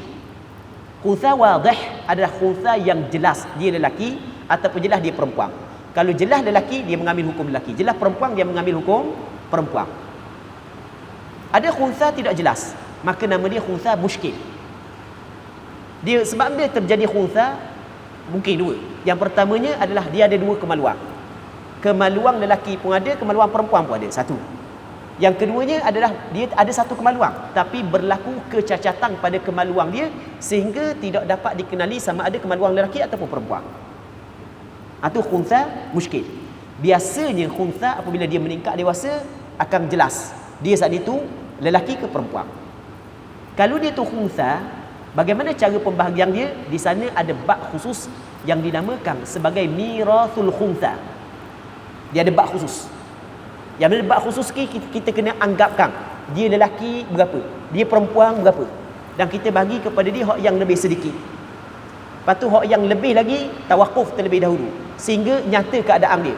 Itu akan dibincang dalam bab khusus. Okey.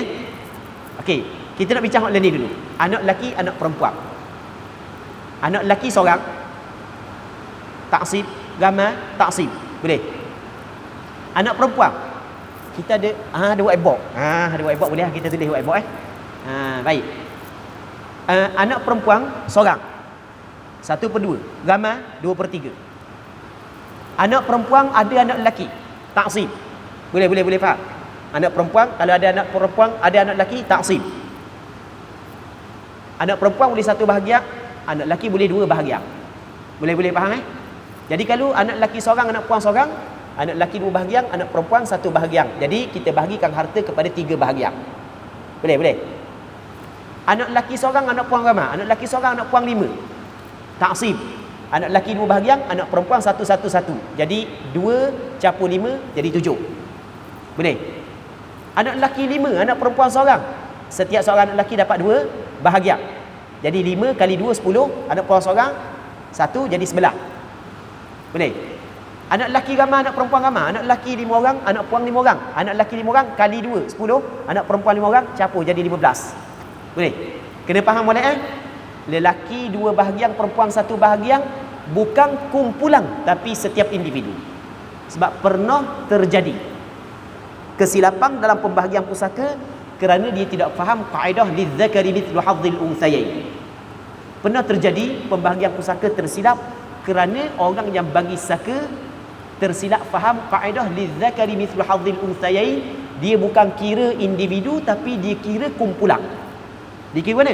Kumpulan perempuan dapat 1 bahagian, kumpulan lelaki dapat 2 bahagian.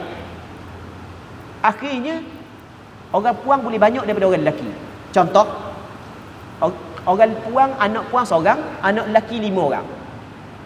Boleh faham ke tak? Anak perempuan seorang, anak lelaki berapa orang? 5 orang. Pitih kita kata ada 30,000. Dia pun kata, perempuan boleh 1 bahagian, perempuan boleh 10,000. Lelaki 5 orang boleh 2 bahagian. Jadi 20,000 bagi 5.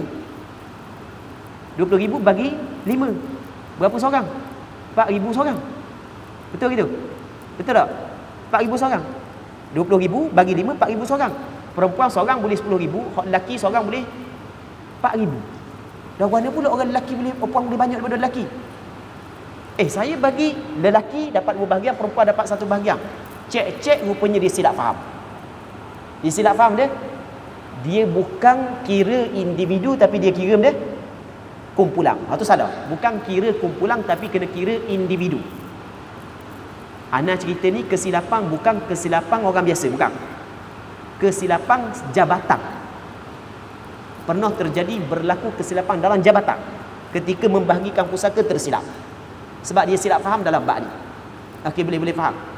Baik. Bukan kira kumpulan tapi kira dia individu.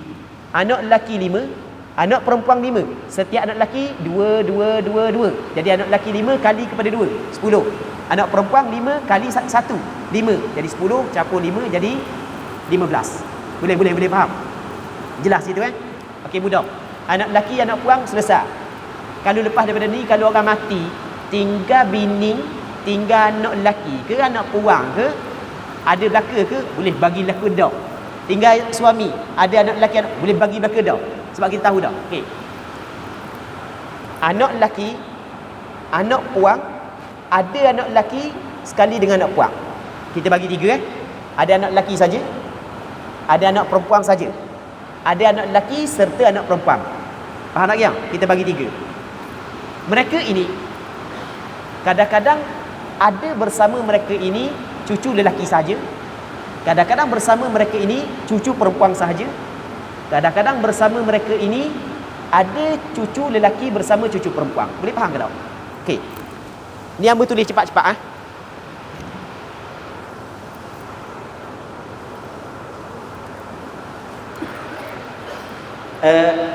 hamba nak tulis dengan bahasa Arab. Sebab kalau bahasa Jawi, bahasa Rumi jadi panjang tulis. Hamba tulis dengan bahasa Arab. Anak lelaki kita akan tulis perkataan ibn. Cucu lelaki kita akan tulis perkataan ibnu bani. Anak perempuan kita akan tulis bins. Cucu lelaki kita akan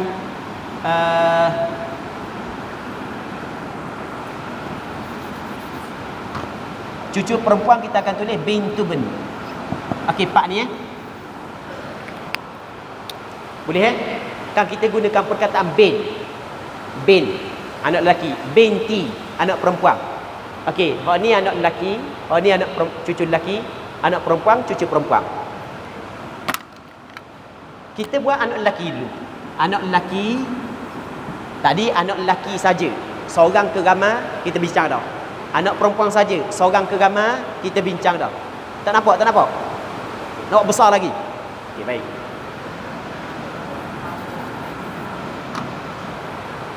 Okey, anak lelaki saja. Berarti molek anak lelaki saja, seorang ke ramai kita bincang dah. Anak perempuan saja, seorang dengan ramai kita bincang dah. Anak lelaki serta anak perempuan kita bincang belaka. Seorang ke ramai ke, dua-dua ramai ke, kita bincang belaka dah kan? Okey. Tinggal lagi kita nak bincang anak lelaki bersama dengan dia cucu. Anak perempuan bersama dia cucu. Kadang-kadang ada cucu lelaki, kadang-kadang ada cucu perempuan. Sebenarnya hamba kalau misalnya nak faham, hamba kena tulis semua.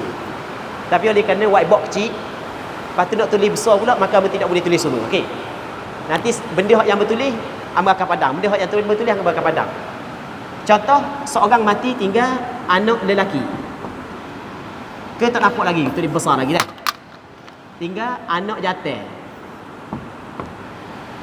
Lepas tu tinggal cucu jantan. Yang keduanya tinggal anak jantan. Lepas tu tinggal cucu tino. Sekarang ni kalau kita tengok kepada ayat Al-Quran, anak dan cucu termasuk di bawah perkataan auladikum. Hak ni anak jantan, cucu jantan. Oh, jantan belaka dia dapat taksib. Boleh faham kan? Jadi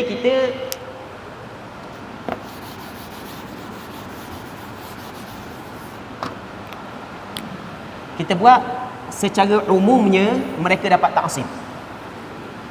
Anak jantan, cucu tino, ada jantan tino, secara umumnya mereka dapat taksib. Nanti dulu kita nak faham kaedah dulu ni. Kemudian anak dan cucu martabat dia tidak sama. Anak dan cucu martabat dia tidak sama. Anak lebih dekat kepada si mati berbanding dengan cucu. Maka kita kira anak lelaki. Anak lelaki dia saja adalah asabah, ta'sib. Okey, ketika anak lelaki mendapat ta'sib, maka tidak ada lagi bahagian cucu. Okey, boleh faham? Maka cucu pada ketika ini adalah mahjub, terhalang. Kesimpulan, cucu lelaki terhalang ketika ada anak lelaki. Boleh?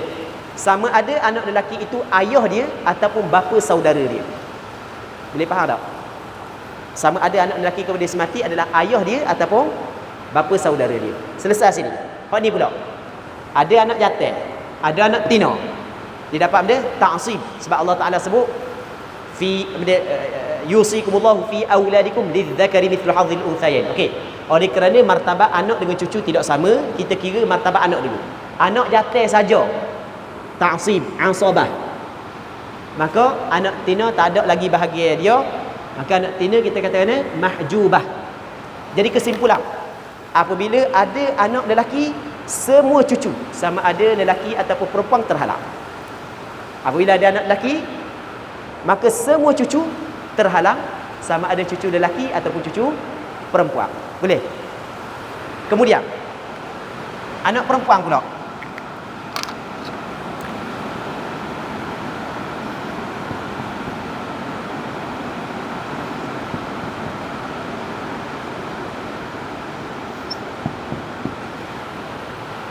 Baik, anak tina. Anak tina kita buat anak perempuan bersama dengan cucu lelaki. Anak tina seorang bersama dengan cucu lelaki. Anak tina dua bersama dengan cucu lelaki. Anak tina seorang selagi kita kena buat sini ya.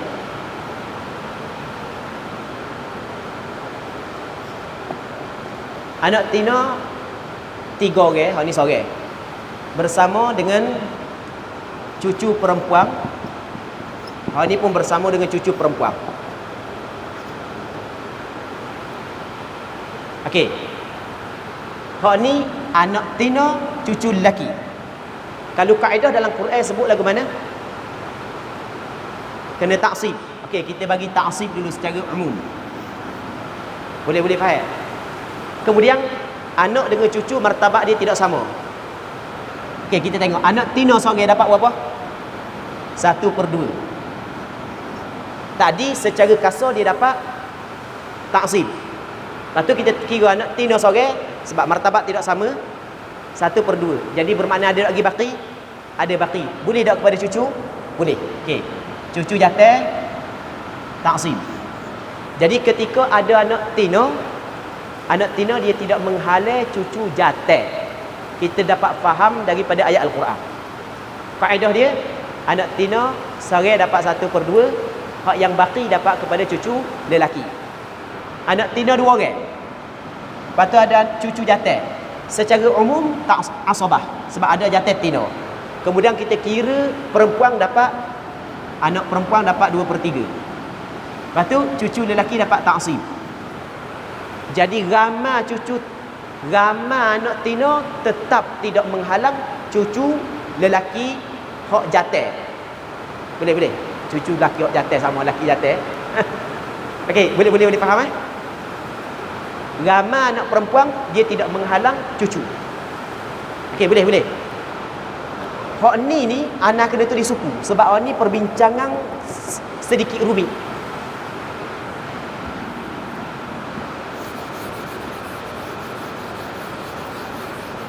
Hak ni anda pandai dah.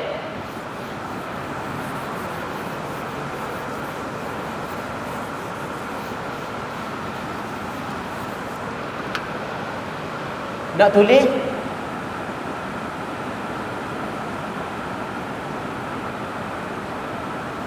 anak tina seorang. Anak tina 2 orang. Lepas tu ada cucu tina. Tak kira lah cucu tina apa orang pun. Hak ni ada cucu tina. Okey. Hak yang payah sikit ni. Berarti molek sekarang ni ada anak tina seorang, ada cucu tina. Jadi bermakna ada apa orang? Ada 2. 2 dia masuk di bawah ayat mana? Ayat fa in kunna nisaa'an fawqa ithnatayn. Dimasuk ayat fa in kunna nisaa'an fawqa ithnatayn falahunna thulutha ma tarak. Okey, angka kasar kita bagi untuk orang ini adalah 1/2. Anak tina seorang, ada cucu tina seorang, bermakna apa orang? 2. Masuk di bawah ayat fa in kunna nisaan fawqa thnatain falahunna thulutha ma tarak.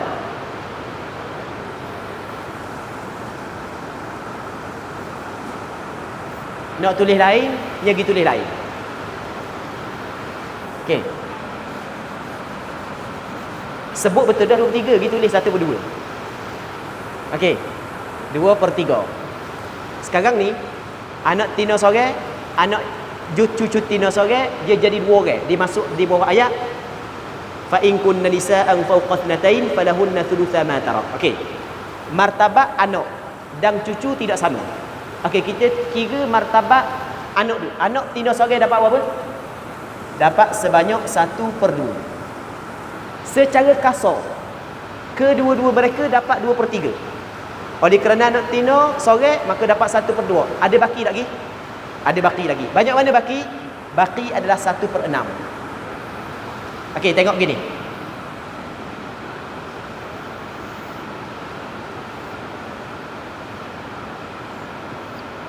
Ni kita bagi ne, 1, 2, 3, 4, 5 ne. Jadi dalam ne ni, anak tina seorang, cucu tina seorang dapat 2/3. Okey, dia dapat 2. Ni dia dapat. Dia dapat ni 2/3. Boleh, boleh. Kalau kita bagi ne, dia dapat 2. Ni tak dapat lah. Sebab dia dapat 2/3 sahaja. Boleh faham? Boleh faham Okey, kemudian anak perempuan seorang, dia dapat benda? Separuh. Separuh mana separuh?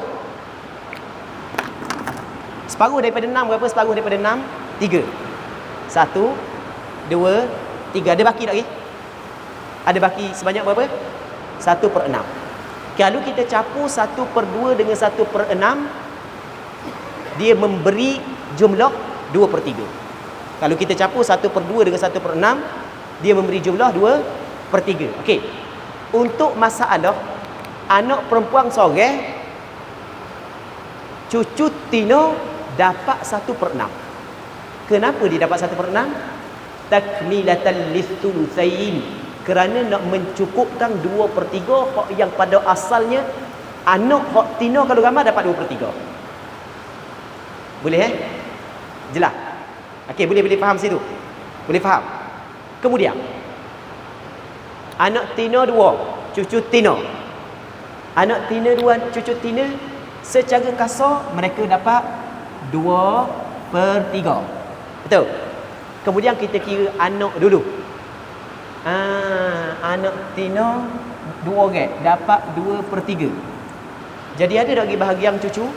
Tak ada dah, sebab 2/3 dapat kepada anak perempuan. Okey, kaedah kita lagu mana?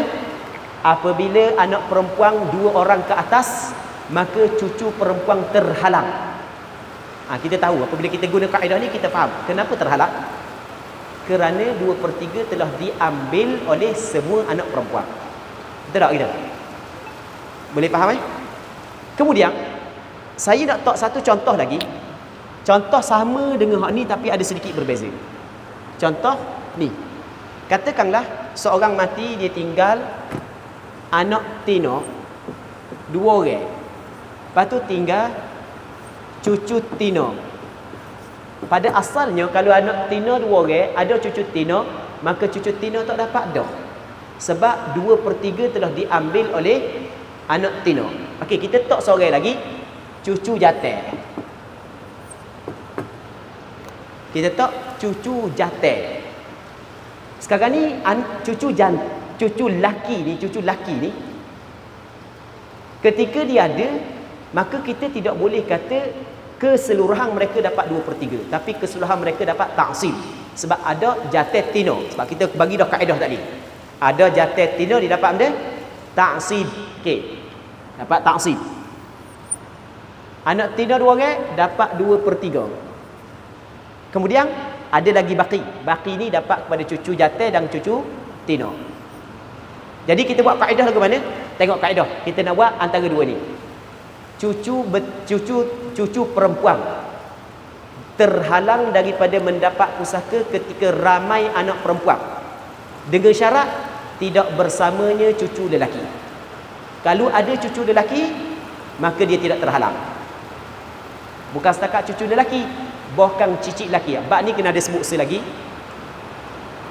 dalam hal-hal tertentu cicit lelaki mengasabahkan cucu perempuan bila inihtajat ilaih, ketika cucu perempuan perlu kepada cicit lelaki.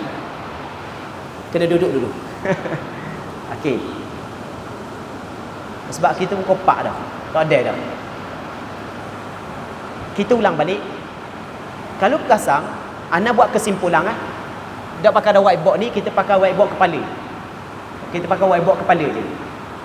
Anak lelaki ada seorang ada ramai. Anak tino ada seorang ada ramai.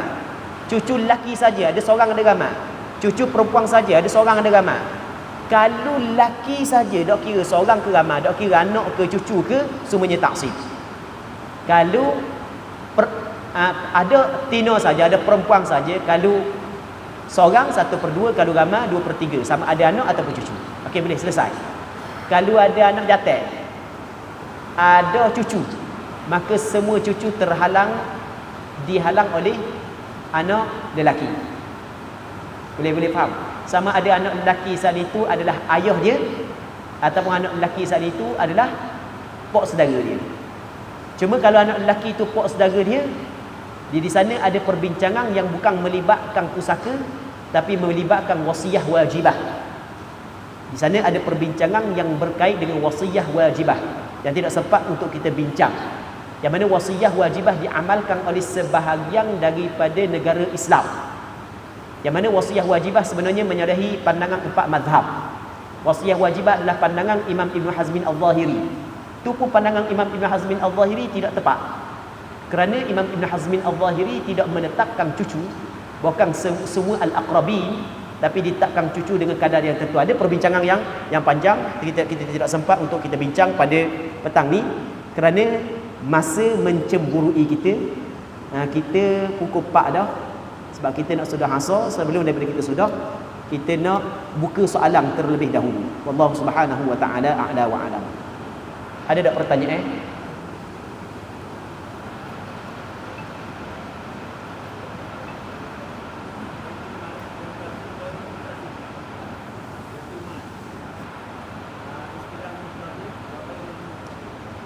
Istilah Baitul Mal muntazim ataupun ghairu muntazim.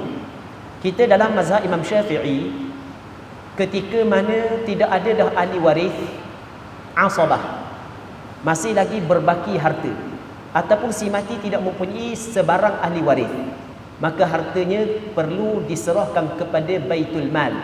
Tapi disyarat ini intazama Baitul Mal, sekiranya Baitul Mal itu muntazim. Apa maksud muntazim? Muntazim ini adalah diurus dengan betul. Itu makna muntazim. Andai kata Baitul Mal diurus dengan betul, sebab asal Baitul Mal dapat pusaka kerana jihatil Islam. Kita ingat kan? Sebab dia jihatil Islam. Maka harta pusaka yang tidak ada ahli waris diserahkan kepada Baitul Mal adalah agar Baitul Mal menyalurkan harta tersebut untuk maslahah orang Islam. Ketika Baitul Mal menyalurkan harta tersebut kepada maslahah orang Islam, maka dikirakan Baitul Mal itu adalah Baitul Mal yang muntazim. Adapun kalau Baitul Mal tidak muntazim, sama ada tidak ada Baitul Mal langsung ataupun memang tidak diurus dengan baik, maka ketika itu dalam mazhab Imam Syafi'i, menurut apa yang difatwa oleh keramai di kalangan ulama mutaakhirin, bahkan sebahagian daripada ulama muhaqqiqin mutaqaddimin, dalam mazhab Imam Syafi'i adalah perlu kembali kepada rad. Di sana ada perbincangan berkenaan dengan rad, mengembalikan semula harta yang berbaki kepada ahli waris fardu yang selain daripada pasangan suami isteri. Kalau tidak ada ahli yang layak untuk diradkan, maka barulah pergi kepada perbincangan taurith dawil arham, memberi pusaka tersebut kepada orang-orang yang mempunyai pertalian darah dengan si mati, namun dia bukan ahli waris kepada si mati. Wallahu a'lam. Ada tak soalan lain?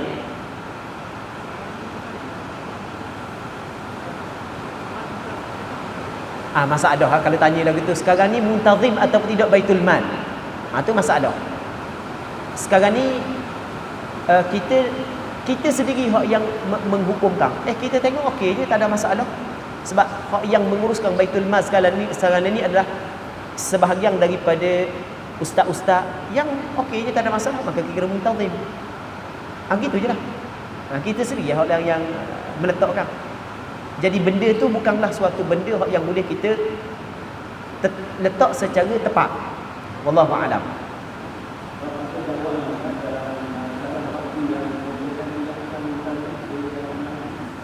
Di dalam kitab Syarah Rahbiyah karangan Imam Sibtul Maridi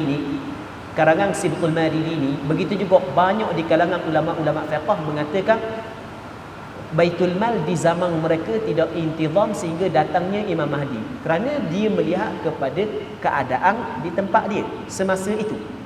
Tetapi sebenarnya daripada sudut untuk menghukum secara pukal atau tidak boleh. Kita nak hukum secara pukal tidak boleh. Dia tidak boleh kita termasuk dalam golongan pukaliyun.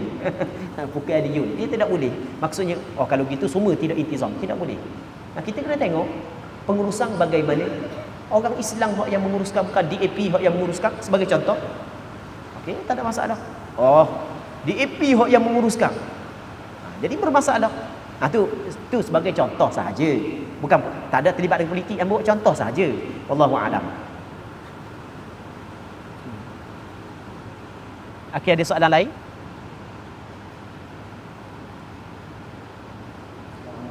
Assalamualaikum. Masalah pembunuhan.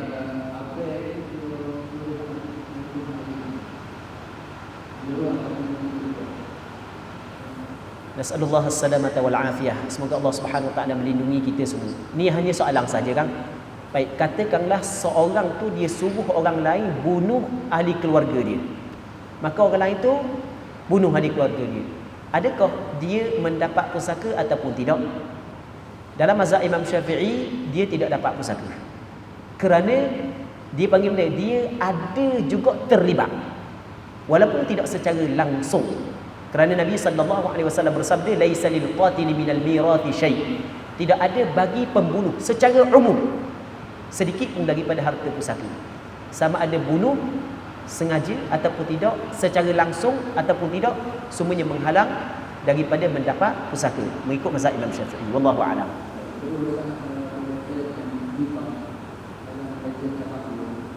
Biasanya dia bagi itu pada kemudian hibah dalam ejeng takaful, kalau sekiranya hibah itu diserahkan kepada ahli waris selepas daripada kematian, tidak sah menurut pandangan mazhab Imam Syafi'i dan pandangan majoriti ulama. Kerana mazhab Imam Syafi'i disyaratkan sah hibah adalah ijab dan qabul, patut selagi adalah mesti kena qabad. Mesti kena qabad, buat penyerahan. Kalau tidak buat penyerahan selalu selepas dia mati, maka hak yang dihibahkan bertukar menjadi harta pusaka. Itu mengikut mazhab Imam Syafi'i. Berbeza pandangan mazhab Maliki. Mazhab Maliki ada sedikit perincian. Mazhab Syafi'i dan mazhab pandangan majoriti ulama tidak sah. Kerana tidak ada qabad. Mesti kena qabad selalu. Jadi kalau sekiranya begitu syaratnya, maka tidak sah menurut pandangan majoriti ulama. Wallahu a'lam.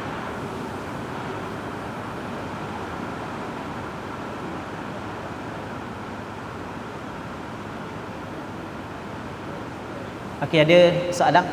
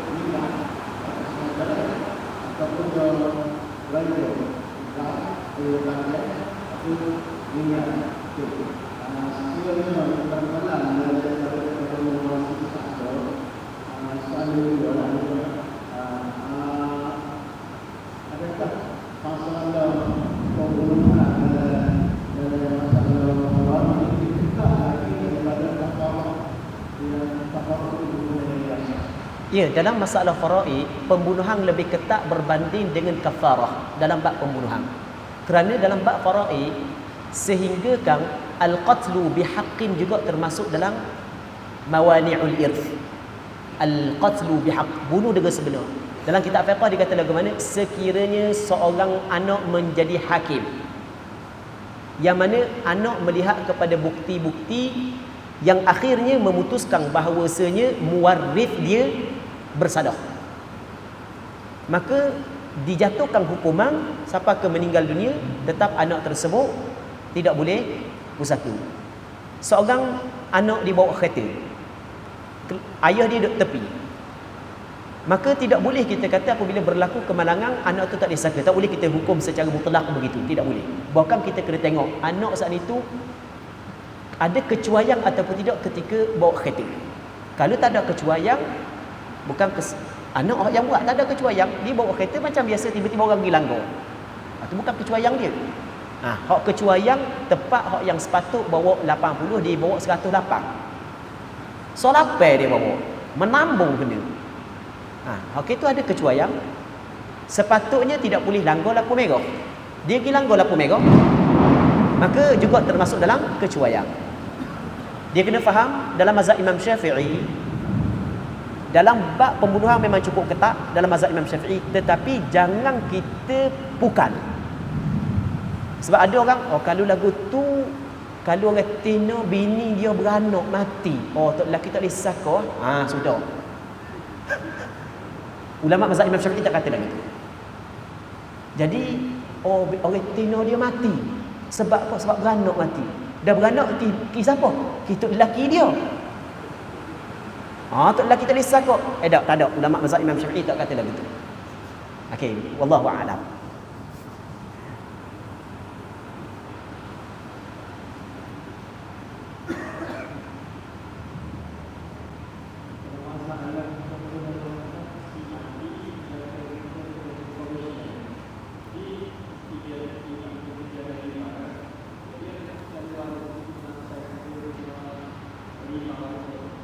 Baik.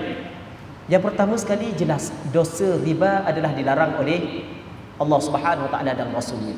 Tidak ada satu dosa yang dijelaskan dalam Al-Quran yang Allah Taala isytihar perang melainkan dosa riba. Fa in lam taf'alu fa'dhanu biharbin minallahi wa rasulih. Kalau masih lagi dia mengamalkan riba, maka isytihar perang daripada Allah dan Rasulnya. Baik. Ketika seorang itu mengambil riba, maka yang pertama sekali kewajipan kepada dia adalah bertaubat kepada Allah kerana dia telah melakukan perkara yang diharamkan oleh Allah Subhanahu Wa Taala dan Rasulnya. Yang keduanya, apa yang wajib dibayar oleh orang yang mengambil riba hanya sekadar hak yang dia berhutang. Saya dulu memang memang tak tahu sebab agama ni saya faham je riba. Tapi bila ni saya insaf dah, saya nak bertaubat dah, tapi masih saya perlu kena bayar hutang tersebut. Okey. Kewajipan awak daripada sudut agama, wajib awak bayar sekadar apa hak yang awak berhutang. Manakala hak yang lebih daripada awak berhutang tak wajib awak bayar. Baik. Cuma kalau sekiranya saya tak bayar hak lebih saat itu menyebabkan datang mudarat kepada saya, maka awak bayar untuk menolak mudarat. Boleh faham? Ketika si mati meninggal dunia, dia ada hutang yang melibatkan riba, wajib bayar sekadar yang diambil. Manakala hak yang lebih daripada diambil, tak wajib dia bayar.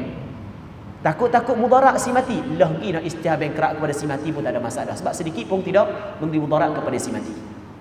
Jadi hak yang lebih daripada hak yang riba tidak wajib bayar, melainkan bayar bukan kerana kewajipan bayar hutang, tapi kerana nak menolak mudarat.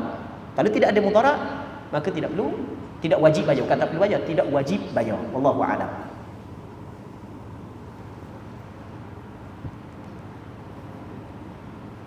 Okey, ada lagi soalan lain? Tak ada, kita nak berhenti dulu. Tak ada Okey, tak ada. Pertama minta maaf. Ada. Okey, hamba minta maaf banyak di atas kekurangan. Sebenarnya hamba ingat sempat juga habis beberapa perbincangan untuk ahli waris utama, tapi tidak sempat untuk habis.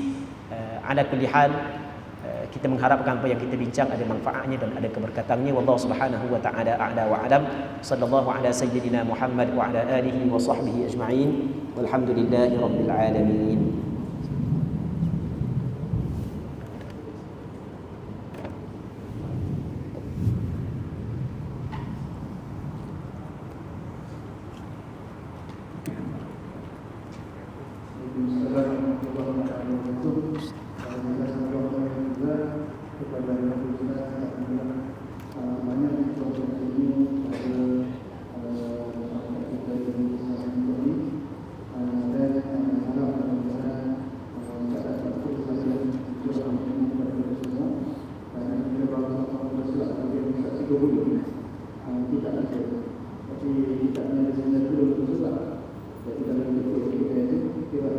Satu per tiga.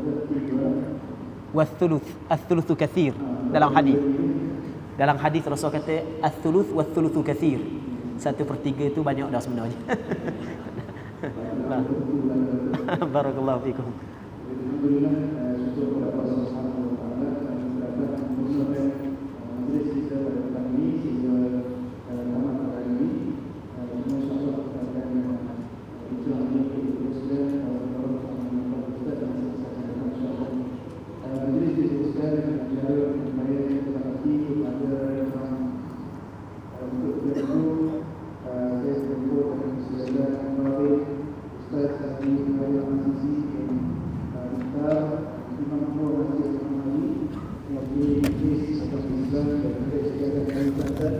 untuk menyampaikan sebuah hati kepada Ustaz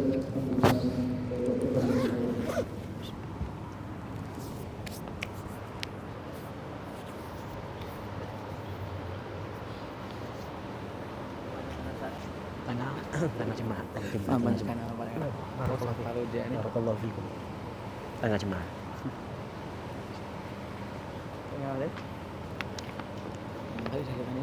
Ada beberapa program.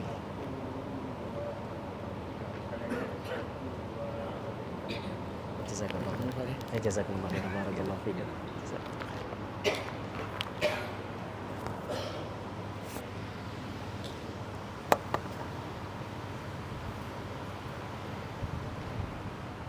Terima kasih kepada hadir dan kita. Jadi sebagai maklumat kepada semua sekalian, Allah Taala pada Ustaz Hasan kita ni akan meneruskan lagi pada malam ini oleh Mahmud di Masjid Kebangkitan dan ada soal jawab agama sana.